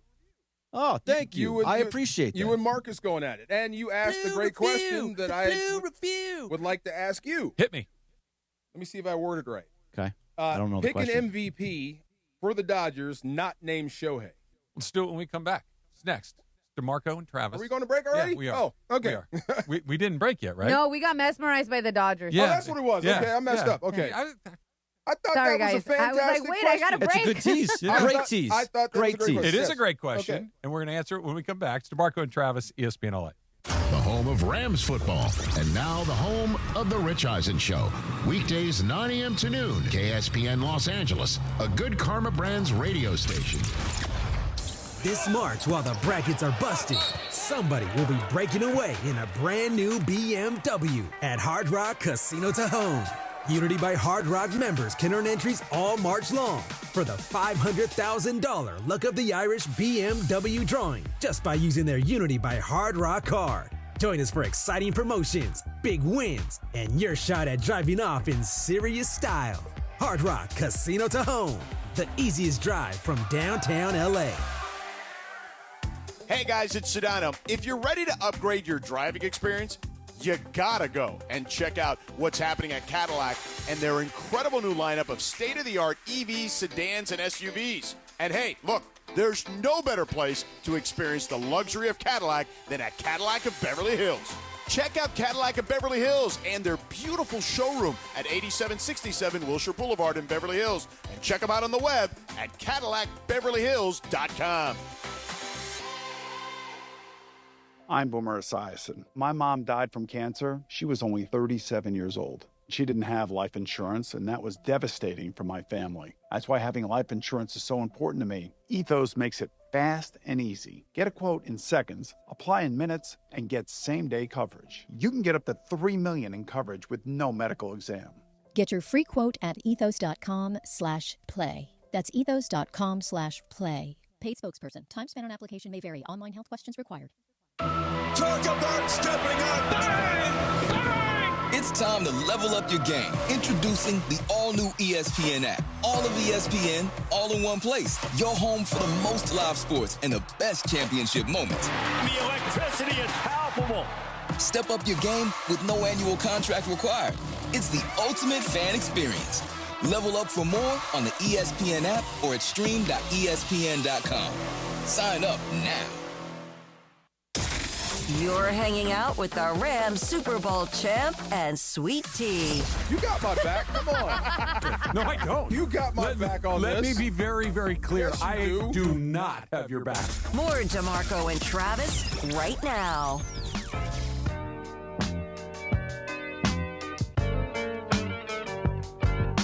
Okay, wait, one more thing, real quick. Yes. Larry Holmes. Yes. When he became champion, all of a sudden there were 5 different belts. They split up all these belts. Right. Okay. when did baseball become like 7 different streaming services if I want to watch one team all year? When the streaming services started writing checks that start with B's. Done. Okay, that's all I need to know. Okay. Yeah, that's the answer. That's all I need to know. That's all I need to know. Okay. Yeah. Yep. And Same also, thing in boxing. Yep. Yeah, when they moved away from the ESPN ears and said, and they're no longer on ESPN. ESPN Sunday Night Baseball is gone. There is no more. Sunday Night Baseball is gone, but ESPN will also have games this year. Yeah, I think they'll have. Okay, so they'll still have games. There are games on the radio. I don't know about games on TV. There are. They're not nearly as many as there used to be, but you will run into some midweek stuff. And, sure, and every later once in a while. But yeah, they're taking away Sunday Night Baseball, which was a massive deal. But NBC is going to pick it up. Yeah. And NBC will have their Sunday Night Baseball package once we get deeper into the season. That's going to be where they feature, pretty much not everybody. You're going to see a lot of Yankees. You'll see a lot of Red Sox. You'll see a lot of Dodgers. You'll see a lot of Cubs. You'll see a lot of all the regular ones that ESPN put on Sunday night. I just want to watch every Dodger game, period. Spectrum, NBC, Peacock, Netflix, Apple TV. Apple TV. There's 5, and I'm sure I'm forgetting one or two more. I bet there'll be an Amazon game at some point. I wouldn't be surprised. One app where we can get all sports. You just go here and get everything you want. MLB app. You can get almost all but of I it. need football from MLB. Yeah. And basketball. I need one app for everything. You know what that's called? What? Cable. Oh. Yeah. By the way, we're getting closer and closer. It's like, We're I in need cable. all of these things. I already have them. Yeah. Yeah.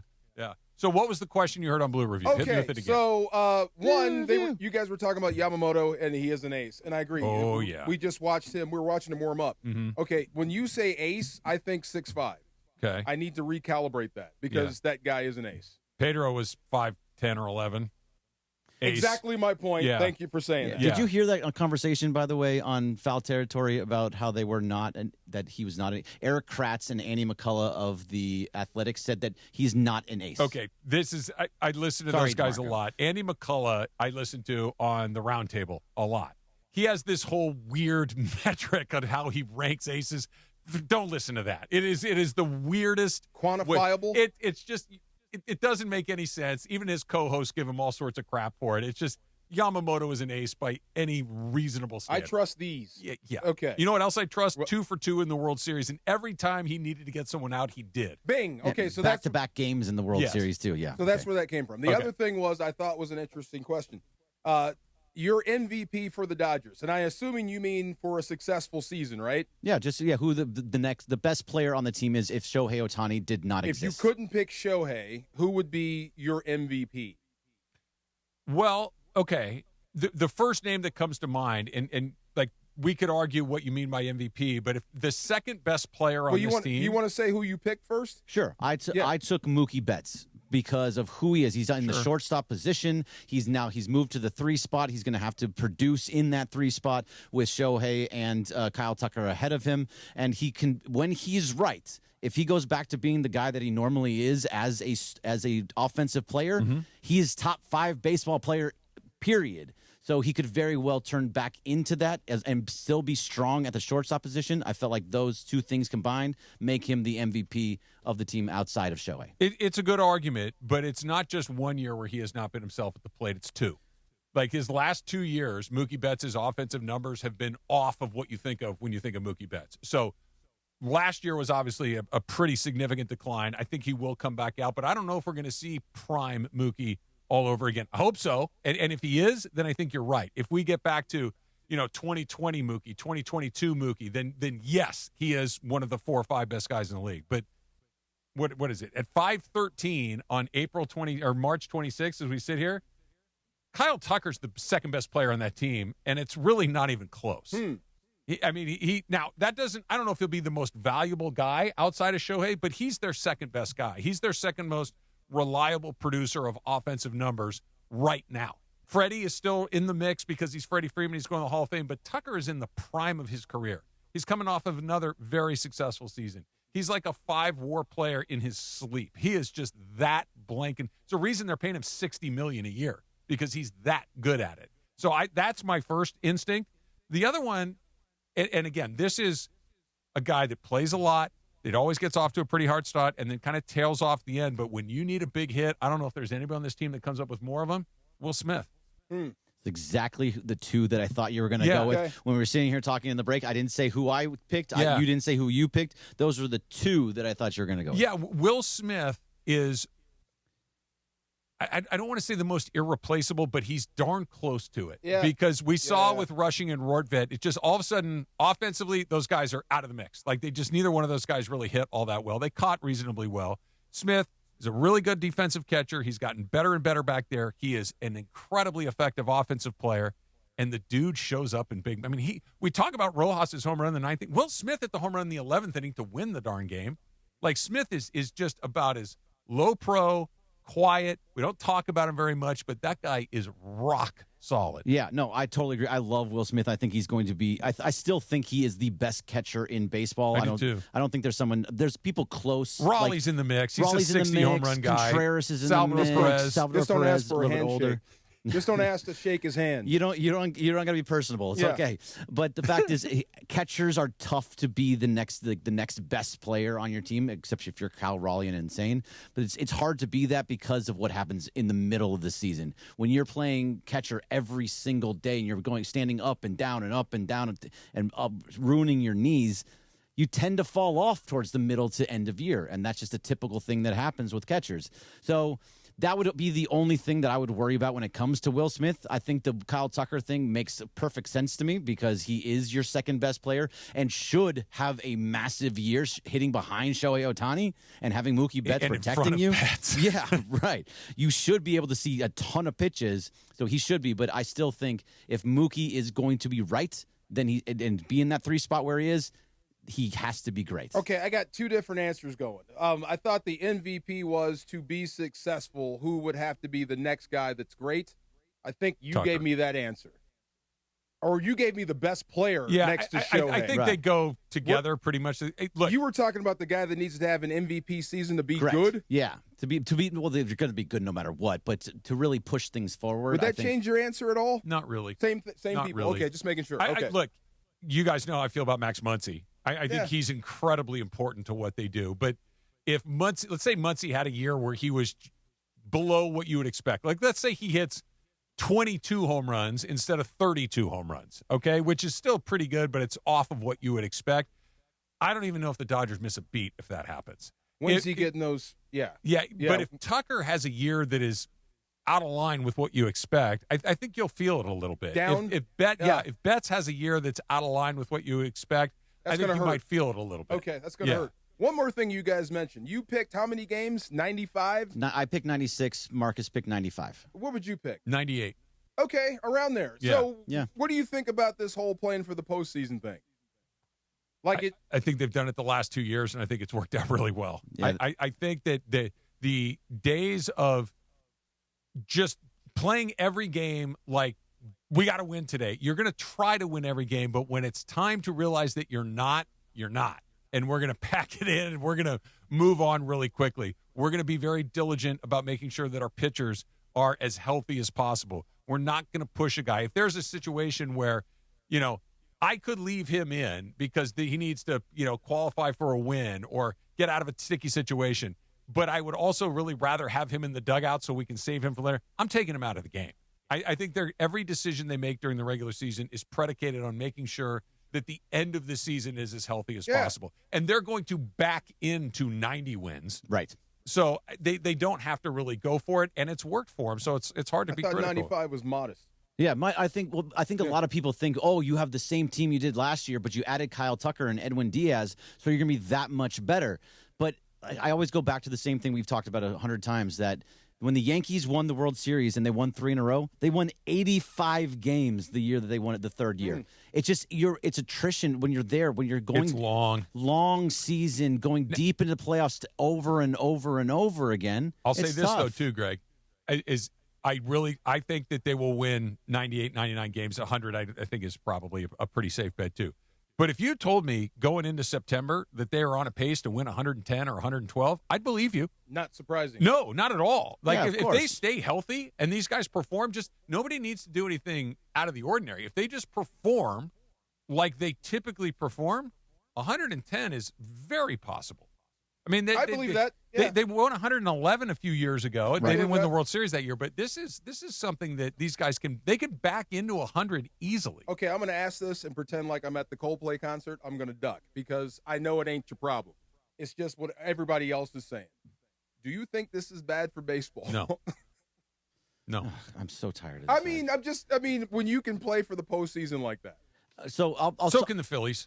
Okay. You know, Blue Jays, Mets. Yes. I know. Yeah. It's not your problem, and it shouldn't be your problem. Enjoy this. But I'm just. They're doing what every fan base of every team in their wildest dreams hope their owners would do. Spend all of this crazy money on the very best guys. But you said you can back in the 90 games. Because they can. I know. But that's the point. Yeah. They've built and by the way, what they're going to do, they're going to make a trade at the deadline because they have the number one minor league system in all of baseball because they draft better. That's not a money thing.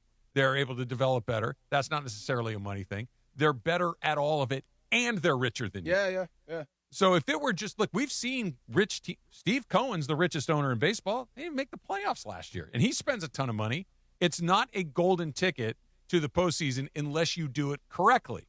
I'm with you. Andrew Friedman does it correctly and has for the better part of a decade and a half. Yeah, and they're going to continue to do it. And this is why, I mean, this might be a little bit different, but this is why they bring in things like Uniqlo to be Uniqlo Field at Dodger Stadium. I knew you were going to be. I was bringing it up because I knew you were going to be old man about this. But the fact of the matter is, it cost them at least $125 million, and you just paid contracts. They can go put as many Uniqlo billboards as they want on there. It will never be anything other than Dodger Stadium. And that's fine. Is there anything wrong? Do you have a problem with Uniqlo Field at Dodger Stadium? No. Okay. See, that's the whole thing that matters there. Yeah. No, take Uniqlo's money, put it on out in the outfield. To me, and to everyone that has a soul, it's Dodger Stadium. Yeah, it's always going to be Dodger Stadium. Mama named him Clay. I'm going to call him Clay. I'm going to call him Clay. That's right. You know who the person is that's going to say this Uniqlo Field at Dodger Stadium? Joe Davis when he starts the broadcast and never again. He should care. Right. Yeah. Well, because it's the Dodgers paying him. He's an employee of the team.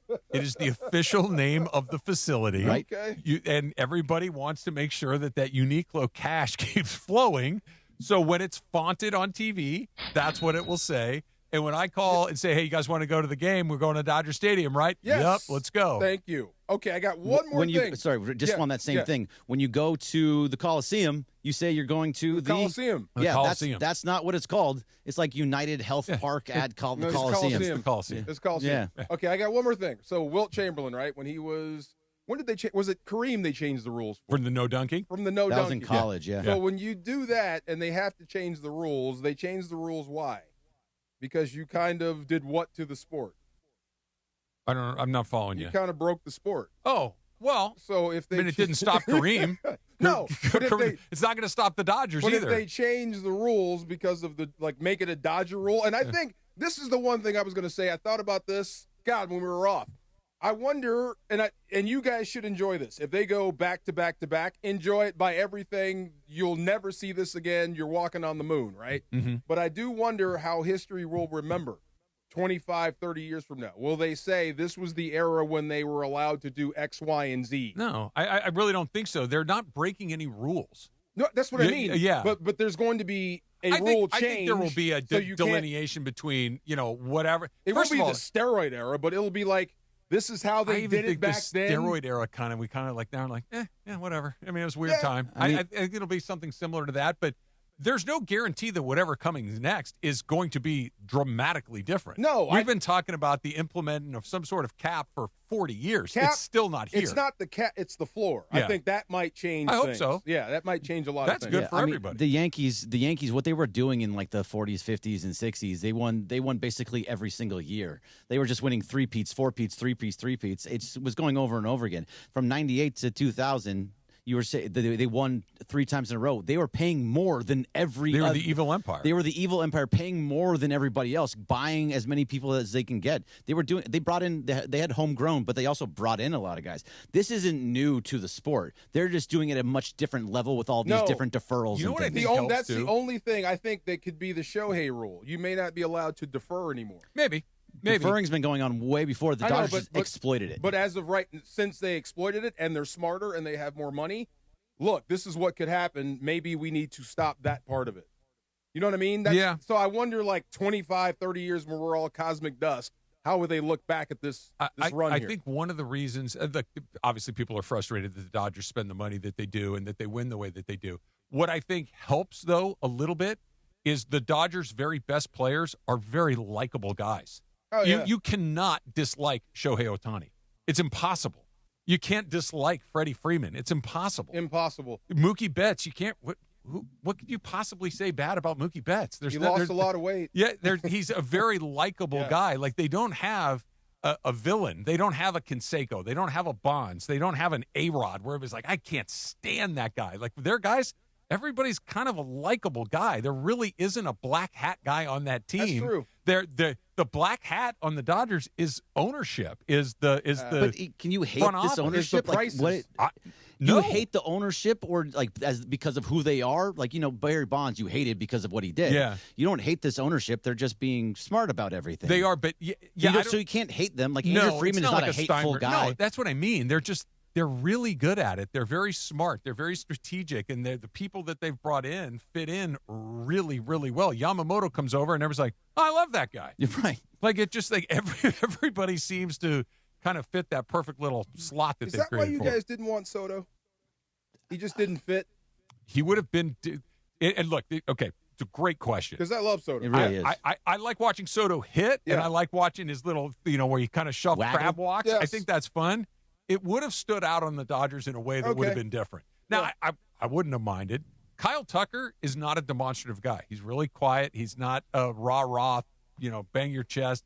He's going to be very, very, very interesting to watch how Dodger fans embrace him. Like, do you think you would hate Magic Johnson? Big Magic Johnson. Do you think Magic Johnson is somebody to hate? You can't hate that guy. No. Yeah, there's nobody on this team. I'm just going back to the hate. Trying to think. Really, because I wanted to say Big Magic Johnson. Yeah. Like, do you know where that is a drop? Yeah. Do you know where it's from? Do you know where it's from? No. It's from the Clippers owner. What is the Clippers owner's name from before? Sterling. Donald Sterling did an interview. I do remember this. And he went Big Magic Johnson. I do remember what did this. he ever do? I just wanted to get that drop in. Do you not remember that? Oh, I remember. I do remember that. He's if you can find DeAndre, if you can find that. It's such I like when Anderson Cooper was interviewing him. He's like, well, that's not exactly what's going on. Yeah. It's like trying to fact check somebody in real time like that when who's lost their marbles is not easy. No, he's in the middle of an interview. Big Magic Johnson. Yeah. Oh, wow. My so goodness. good. The only hole or question mark I have, 3 minutes? 3 minutes till Dodger baseball. Till Dodger baseball. The only hole I have about this season, it's really just one guy because I don't know, you don't know, nobody knows. I bet he don't know. Roki. Yeah, he's a mess. Yeah, I mean, there's just no two ways to put it. He's a mess. It seems like it, right? Yeah. That's the only question mark I have, but even that's not going to derail it. Way down the list. Way down. Yeah, But yeah. Let's just say he flat out just flamed out. Can't use him. Can't get the ball over the plate. Okay. We'll never see him again. Yeah, that's it. Okay. Remember Bobby Miller? Yeah, right. I mean, I'm serious. Right. Like, remember, he was the next big thing. It's like, oh, he can't pitch? Okay. But when you're talking about likable guys, Roki is ultimately likable. Like, Roki sounds like something you can buy. You know what I mean? Yeah, they're all kind of like that. Yeah. There's not a bunch of bad attitudes there. And the Dodgers had some. Like, Jeff Kent was not a real embraceable guy. No. J.D. Drew was not a real embraceable guy. There were some guys that were. Kevin Brown was not an embraceable guy. You don't need them. You're good enough. You don't need those guys. Just, you have a bunch of pros. And there's that one little video. I don't know, was Freddie playing for the Braves where the third baseman was chasing him in a pickle and he kept calling him Frederick? Yeah, I think he was on the Braves in that. Frederick? Yeah, I think it was Anthony Rizzo that was running him down. Frederick? Yeah, that's good. Baseball's the best. I love all that stupid stuff. And Yes. we get to enjoy it for another 7 months, hopefully. 6 months for sure. 7 months if everything goes according to plan. We got a little straight up coming. And by the way, I'm going to really enjoy my straight up because I was validated. Oh, nice. It's coming up next. It's DeMarco and Travis, 710 ESPN. And let me remind you that it's a Kings game day. Pregame coverage starts at 6:30 p.m., leading you right up to puck drop at 7 as the Kings hit the road in Vancouver. After the game, keep it here for Kings Talk with Sam Batesh, the Sam Boney, your spot to react and break it all down. Catch every moment on ESPN LA 710 and the ESPN LA app. Just tap the Kings play-by-play tile, home of the L.A. Kings. There's our pal Oral on TV, DeMarco. There he is, looking good. There he is. Looking Go get him, good, Oral. my man. There's this thing, you've seen that 90s trend where this is what I was like in the 90s. There's one going around about the Rams. Oh. Yeah, and I'm featured in it. And I'm like, wow, send it to me. Look at this. Look at my guns. Look at my waist. I look good, but it just reminded me, I've been a part of this football team, the Rams, for about 30 years now. As a player, a broadcaster, we've all seen some incredible moments together as a family, as a Ramily. Playoff runs, championship seasons, history made on the field. Yes, sir. But what's about to happen in Australia, something none of us have ever seen. This is going to be awesome. The NFL, the National Football League, is going to play its first ever regular season game in Australia. Yeah, this one matters. Huge matchup against the Niners. Think about that. A battle in the Down Under. And this is your chance to be a part of it. True Fan Travel is putting together an unforgettable trip for Rams fans. The Ramily. 5 nights in Australia, round-trip flights, hotel accommodations, all-inclusive events, and an exclusive tailgate. That's going to be the bomb. It's going to be so much fun. And tickets to the game, the most important. They handle everything. All you have to do is show up and experience and have a great time. Enjoy the experience. If you've ever wanted to follow the Rams somewhere truly special, this is it. Don't miss. Secure your spot right now at truefantravel.com. That's truefantravel.com. Join the Rams in Australia. See you down under.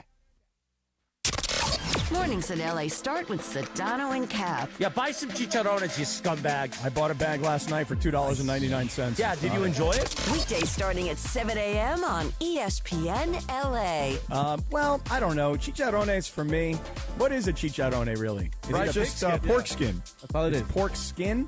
Like the pink skin of a pig? Wait, whoa. Stop for a second. What did you think it was? I didn't really know. I wasn't really sure. You just ate it. I didn't really know what it was. I was like, wait a second. What is this chicharrone thing I'm eating here? What is it? Because what happened is I went to the grocery store yesterday.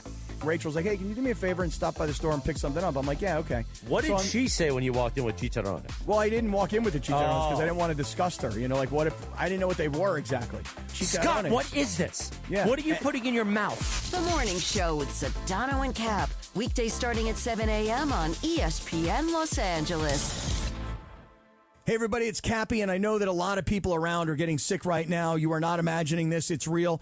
Doctors have said this is the worst cold and flu season in 25 years, and it's not over. And listen, I was just away visiting some friends up in Mammoth, and everybody was coughing and sneezing, and I don't know about you guys. I can't get sick. I'm sure you can't get sick. So now what I've done is I've ordered a medical emergency kit. Now, when you have a medical emergency kit, it's like having an urgent care or a pharmacy right in your home. No waiting for a doctor, no hours at urgent care, no lines at a pharmacy, no co-pays. I'm telling you that you get things like a generic Z-Pack to help you get well faster and handle what are really a bunch of common and in some cases more serious illnesses. But let's get you and your family to have this care kit in your home. Every home needs at least one medical emergency kit. Order yours online in just minutes, and it's shipped to your door immediately, and we'll save you $45 when you use our promo code 710. It's urgentcarekit.com/710, urgentcarekit.com/710, and you're saving $45.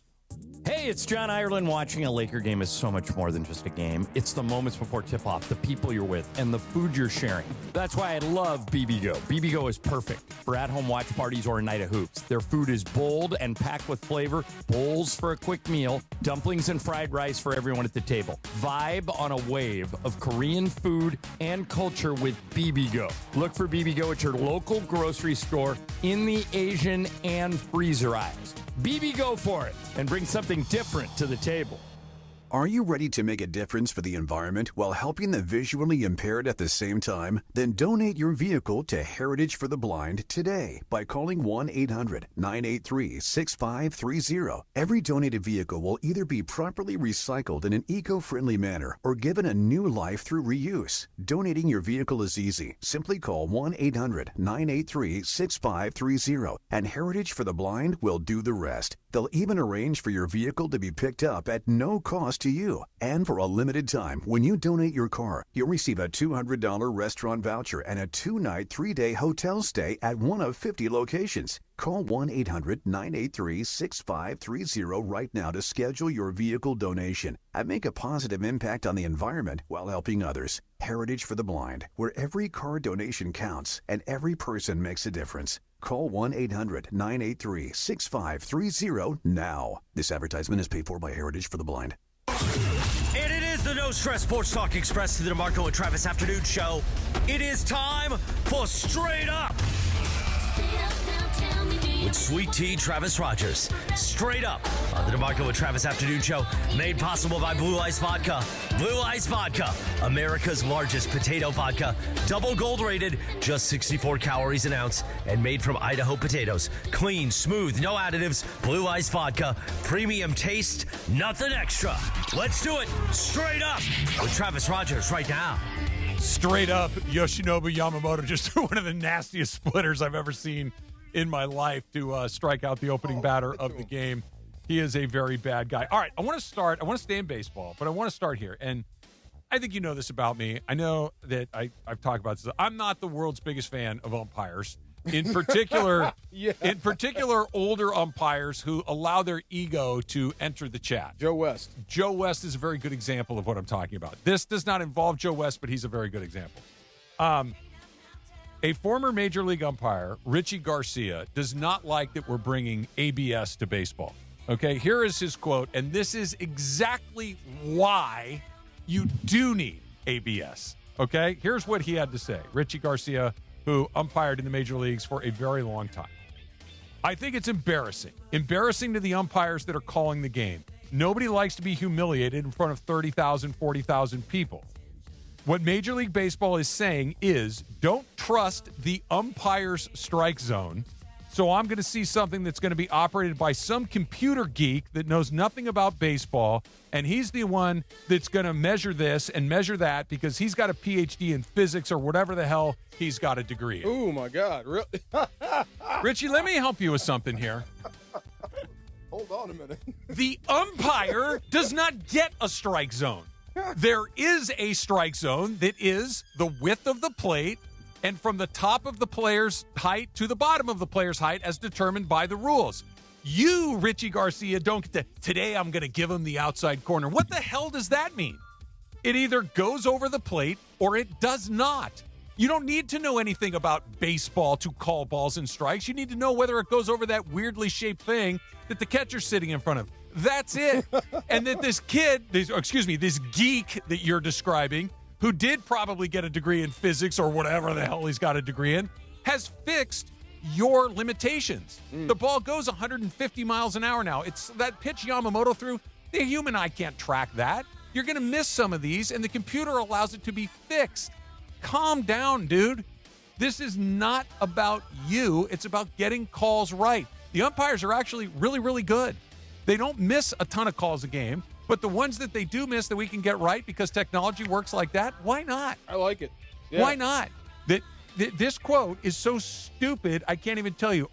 Well, what Major League Baseball stupid. is saying is, I don't trust the umpire strike zone. No, DeMarco, that's stupid. The umpire doesn't have a strike zone. It's the illuminating. game has a strike zone. It's illuminating as to how they think. And I did have a question about this, about balls and strikes, right? So if you're back there, you're the umpire. Yeah. And I let one go as a pitcher that goes right by the guy. Like, you can tell he had no shot at it. Okay. Like, the hitter you're talking about. The hitter. Like, he completely missed it. He never even saw it. Okay. Right?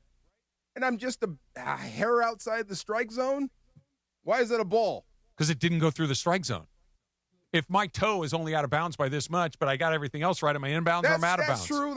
That's absolutes. Yeah, it either goes through or it doesn't. Or this is me as if I was an ump. I'm a human. Yeah. I mean, that was a damn good pitch. You missed it by an inch. This guy had no shot. I might ring you up. So I know. That's sorry. insane. I know. I said you missed it by a little bit. Right. If your toe's only out by a little bit, are you in or you out?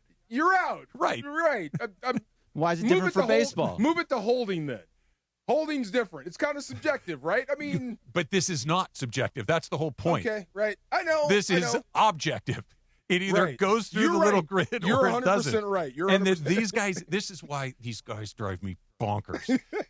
They think, well, my zone's a little lower than yours. What? Why? Because you want it to be? I feel like it today. It's so silly. You don't get to have a personal strike zone. You're right. That's a crazy take. But there was just a challenge, and so Yamamoto just threw out Perdomo at second base trying to steal. Okay, well, there was just a challenge, real fast. There was just a challenge in that game. We were just talking about challenges. Yamamoto struck out Corbin Carroll at the top of the zone. He challenged, and within a second, you didn't even notice it because it happened so fast. It was overturned. It was called a ball, and then he flew out. And you move on. And you move on. It just it happened so fast. It's gone. It's over. It's done. I like it. And they keep their challenge. I would like to have maybe one more. Instead of 2, I'd like to see 3. Because 3 per game. Okay. Per team.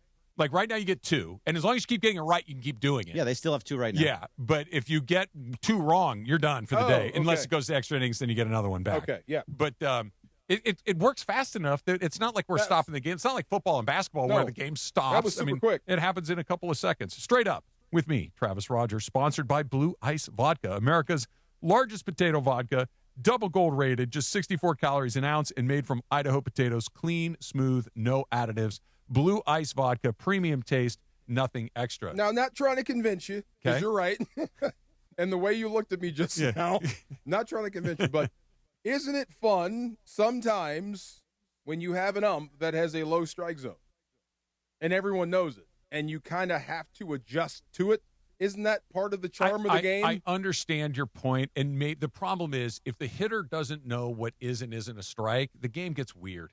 Now, all of a sudden, I don't have to put the ball over the plate. We're not going to get hits. You're going to get guys swinging at pitches. Like the ultimate example of this was that Braves-Marlins playoff game where Eric Gregg was behind the plate. Livan Hernandez. Oh, that was crap. Yeah. Again, and I get that is an extreme example, but at some point it's like, okay, is that below the zone? Yeah, but today I'm given that. It's like, okay, but how low are we going to go? I don't know. I know where my strike zone is. I know it's from the bottom of my knee, right? But if you're going to give me a ball below that, we're going to go ball and a half, we're going to go 2, we're going to go 3. Like, where do we stop? As long as you're consistent, I guess I'm somewhat okay with it. If you're all over the place, like this was a ball here, but you're giving a strike there, nuts. But if you're calling it the same way, that's part of the charm of the game. If it works as quickly as this system works, let's just have the rule be the rule. It goes over the plate. It's like, what is it?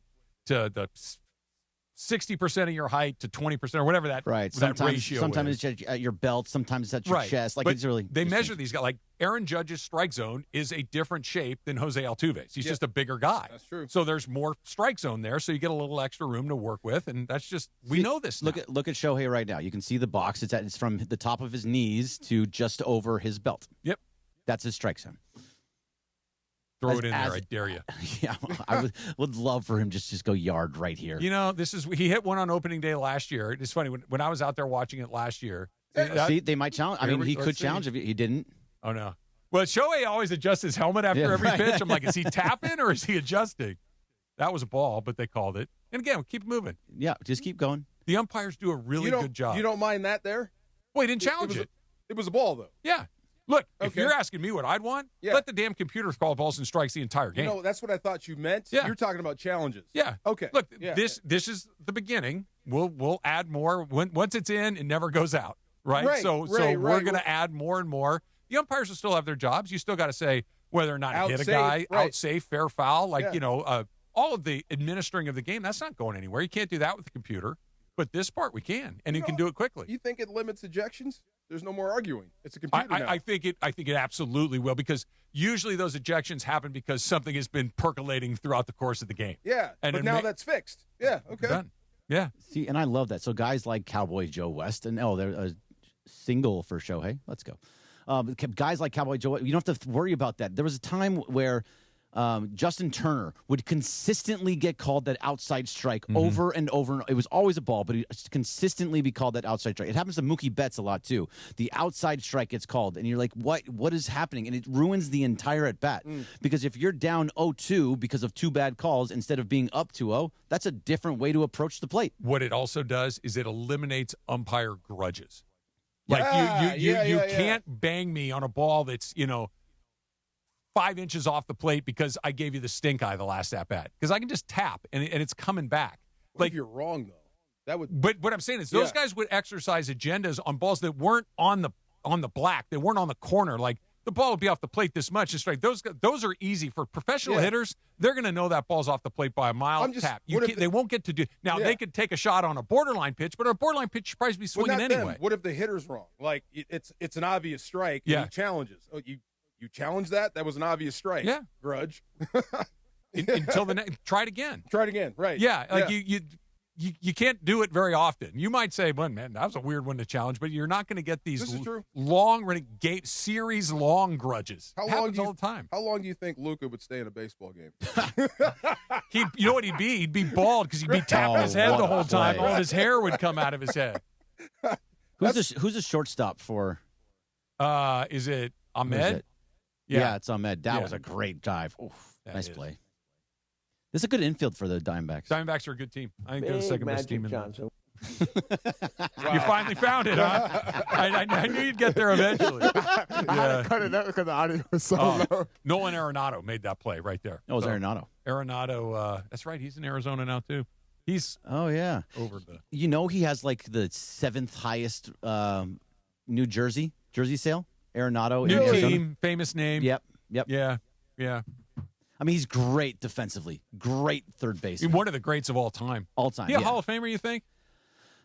Probably not. I mean, if they're going to give guys like Scott Rowland to get in because he's a better defensive, he's a better. Always comes up. I know because it's nonsense.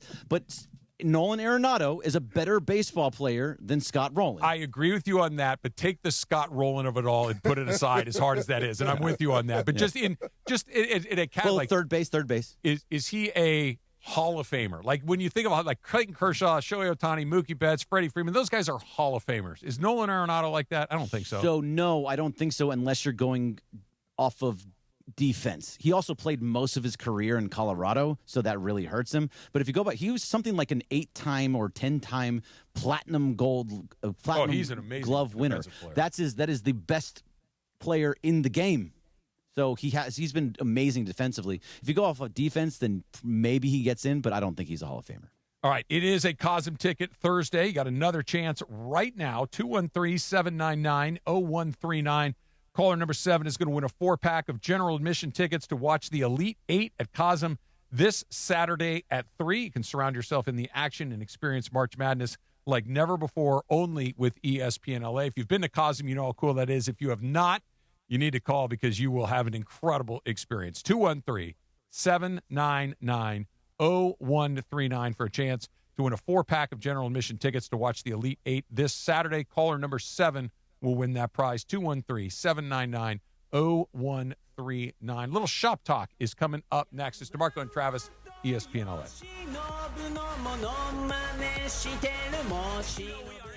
A sports station you spend every day with us on 7:10 a.m., the all-new ESPN LA app, and on YouTube at ESPN Los Angeles. But quite often you see us on the streets. The ESPN LA street team rolling up across the Southland and pulling up at the hottest events. Baby, let's cruise. You know who takes care of our rides? Our friends at George Chevrolet. The GM, John Good, his fantastic team. Find out more at georgechevy.com. Chevrolet, together let's drive. Our ESPN LA street team, driven by our friends at George Chevrolet. George Chevy, off the 91 freeway in the city of Bellflower. Thanks to George Chevy for making our ESPN LA street team absolutely beautiful, man. Hey guys, it's Lindsay, and as someone who doesn't have time to overthink shopping, I love how simple my VisionWorks store in Santa Ana made it for me. The frames are organized by shape and price, and there was a great variety of frames to choose from. No matter what style you're looking for, VisionWorks has it. Scheduling my eye exam, though, that was easy with evening and weekend appointments at all locations. And here's the best part. The friendly and knowledgeable VisionWorks teammates are insurance experts, and they'll help you maximize your options whether you have insurance or not. If you want or need glasses without the hassle, VisionWorks makes it simple. Hey guys, it's tournament time, and Pizza Hut is bringing the heat with their new hand-tossed crust. Crispy and golden on the outside, soft and fluffy on the inside, and finished with buttery garlic parm seasoning for bold flavor in every bite. All tournament long, grab a large pizza with any 3 toppings for just $10.99, available for delivery or carryout. When the games heat up, keep the Pizza Hut coming. Cut down the nets with the $10.99 large 3-topping pizza deal. Order now at pizzahut.com or download the Pizza Hut app and bring home the win. Limited time offer. Additional charges for extra cheese and toppings, stuffed crust, and original pan.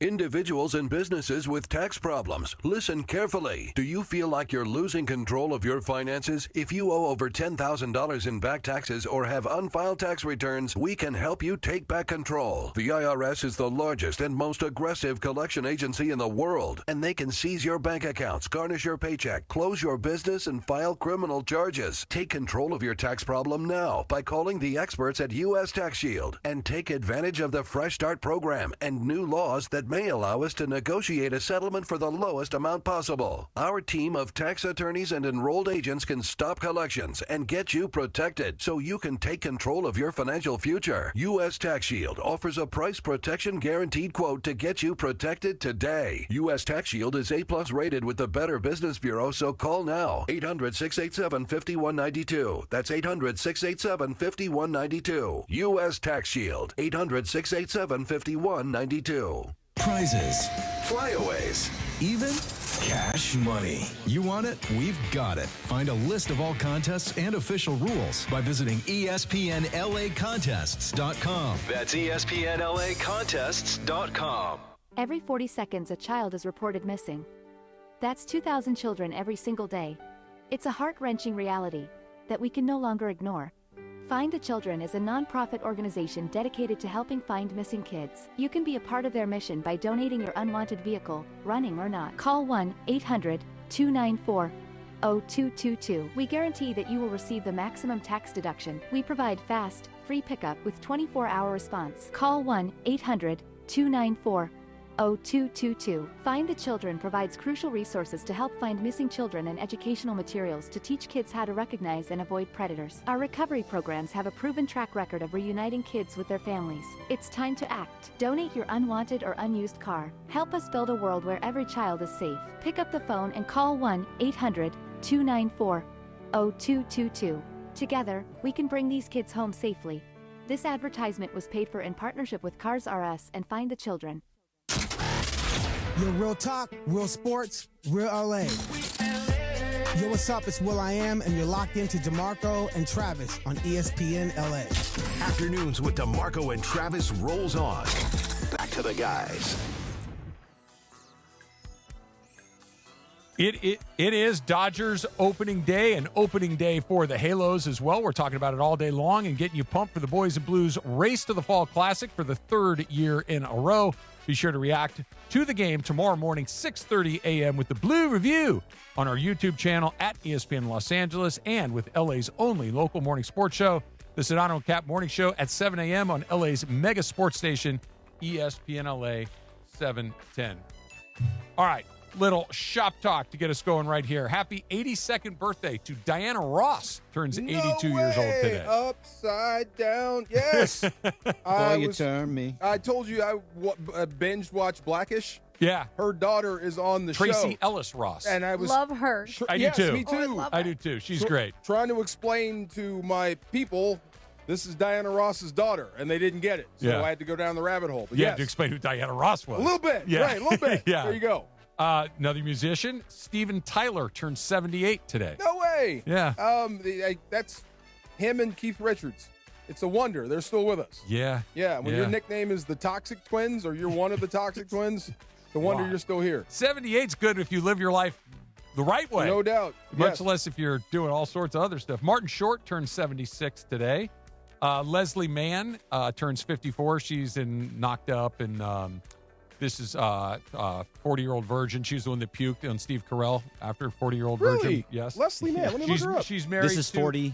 Yeah, she's married to Judd Apatow. Yeah, Judd Apatow's. Yeah. Do I know her face? She's great. You would know her Oh, face. yes. Yes, she's always good. Yes. Okay. I dated a girl Always a few years ago. Yes. I dated a girl a few years ago that looked like Leslie Mann, and I didn't know if that was an insult or not. Because, Not at all. Well, because she was like in her 50s, and the girl I was Leslie dating was in her Mann's really 30s. pretty. No, she's gorgeous. Yeah. So I just never really said it to her because I thought that was weird. Big Daddy. Have you seen that one? Is that a Sandler? Adam Sandler. Love When that he kept movie. making fun of her because she's at Hooters. Yeah. It's hilarious. Yeah. Jennifer Grey. Nobody puts Baby in a corner, not even on her 66th birthday. Way to go, Jennifer. Baby is 66. Yay. That's kind of depressing. War Game. No, not War Games. Was Wolverines. Red Dawn. Red Dawn. Red Dawn. Red yes. Dawn. Michael Imperioli. Christopher Moltisanti turned 60 years old today. Christopher. Mr. Spock. Mr. Spock or Dr. Spock, who wrote the children's books. Mr. Spock, yes. is Leonard Nimoy. He would have been celebrating a birthday today. We lost Leonard in 2015. Green blood. Today is National Spinach Day. Is it really? Yeah. I love spinach. I do too. Yeah. How do you like your spinach? What do you call that? Sauteed? Okay. Sauteed. Little butter and salt. Yeah.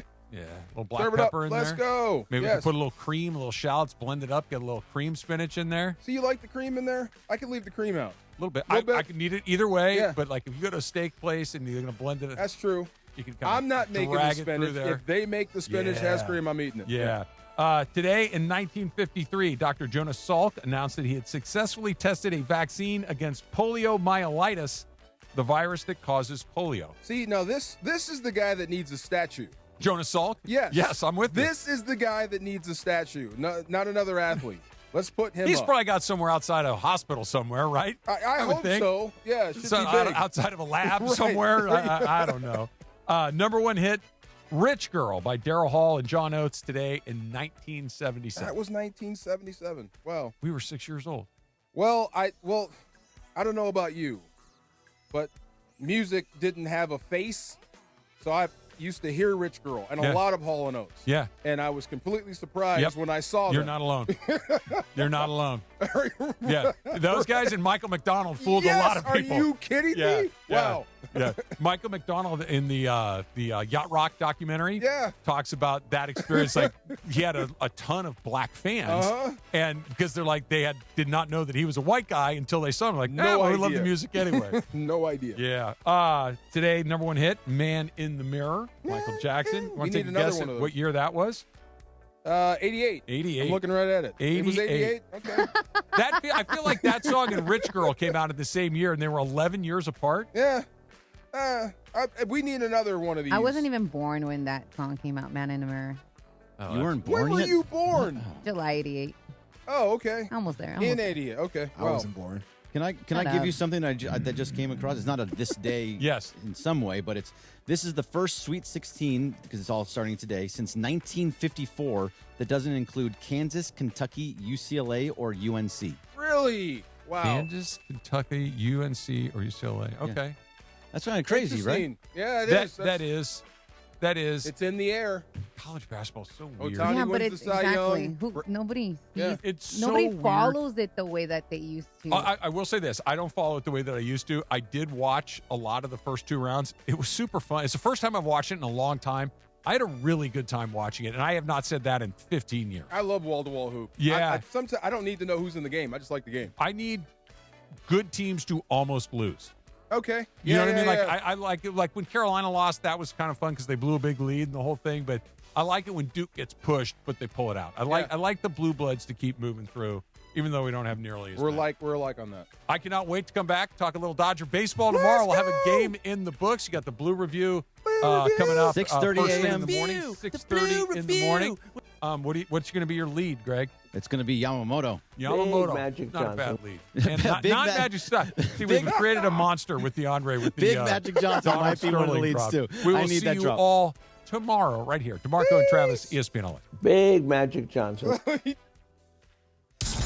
Purple and gold-blooded. The Lake Show play here. Tomorrow, after a 6-game journey across the country, the Lake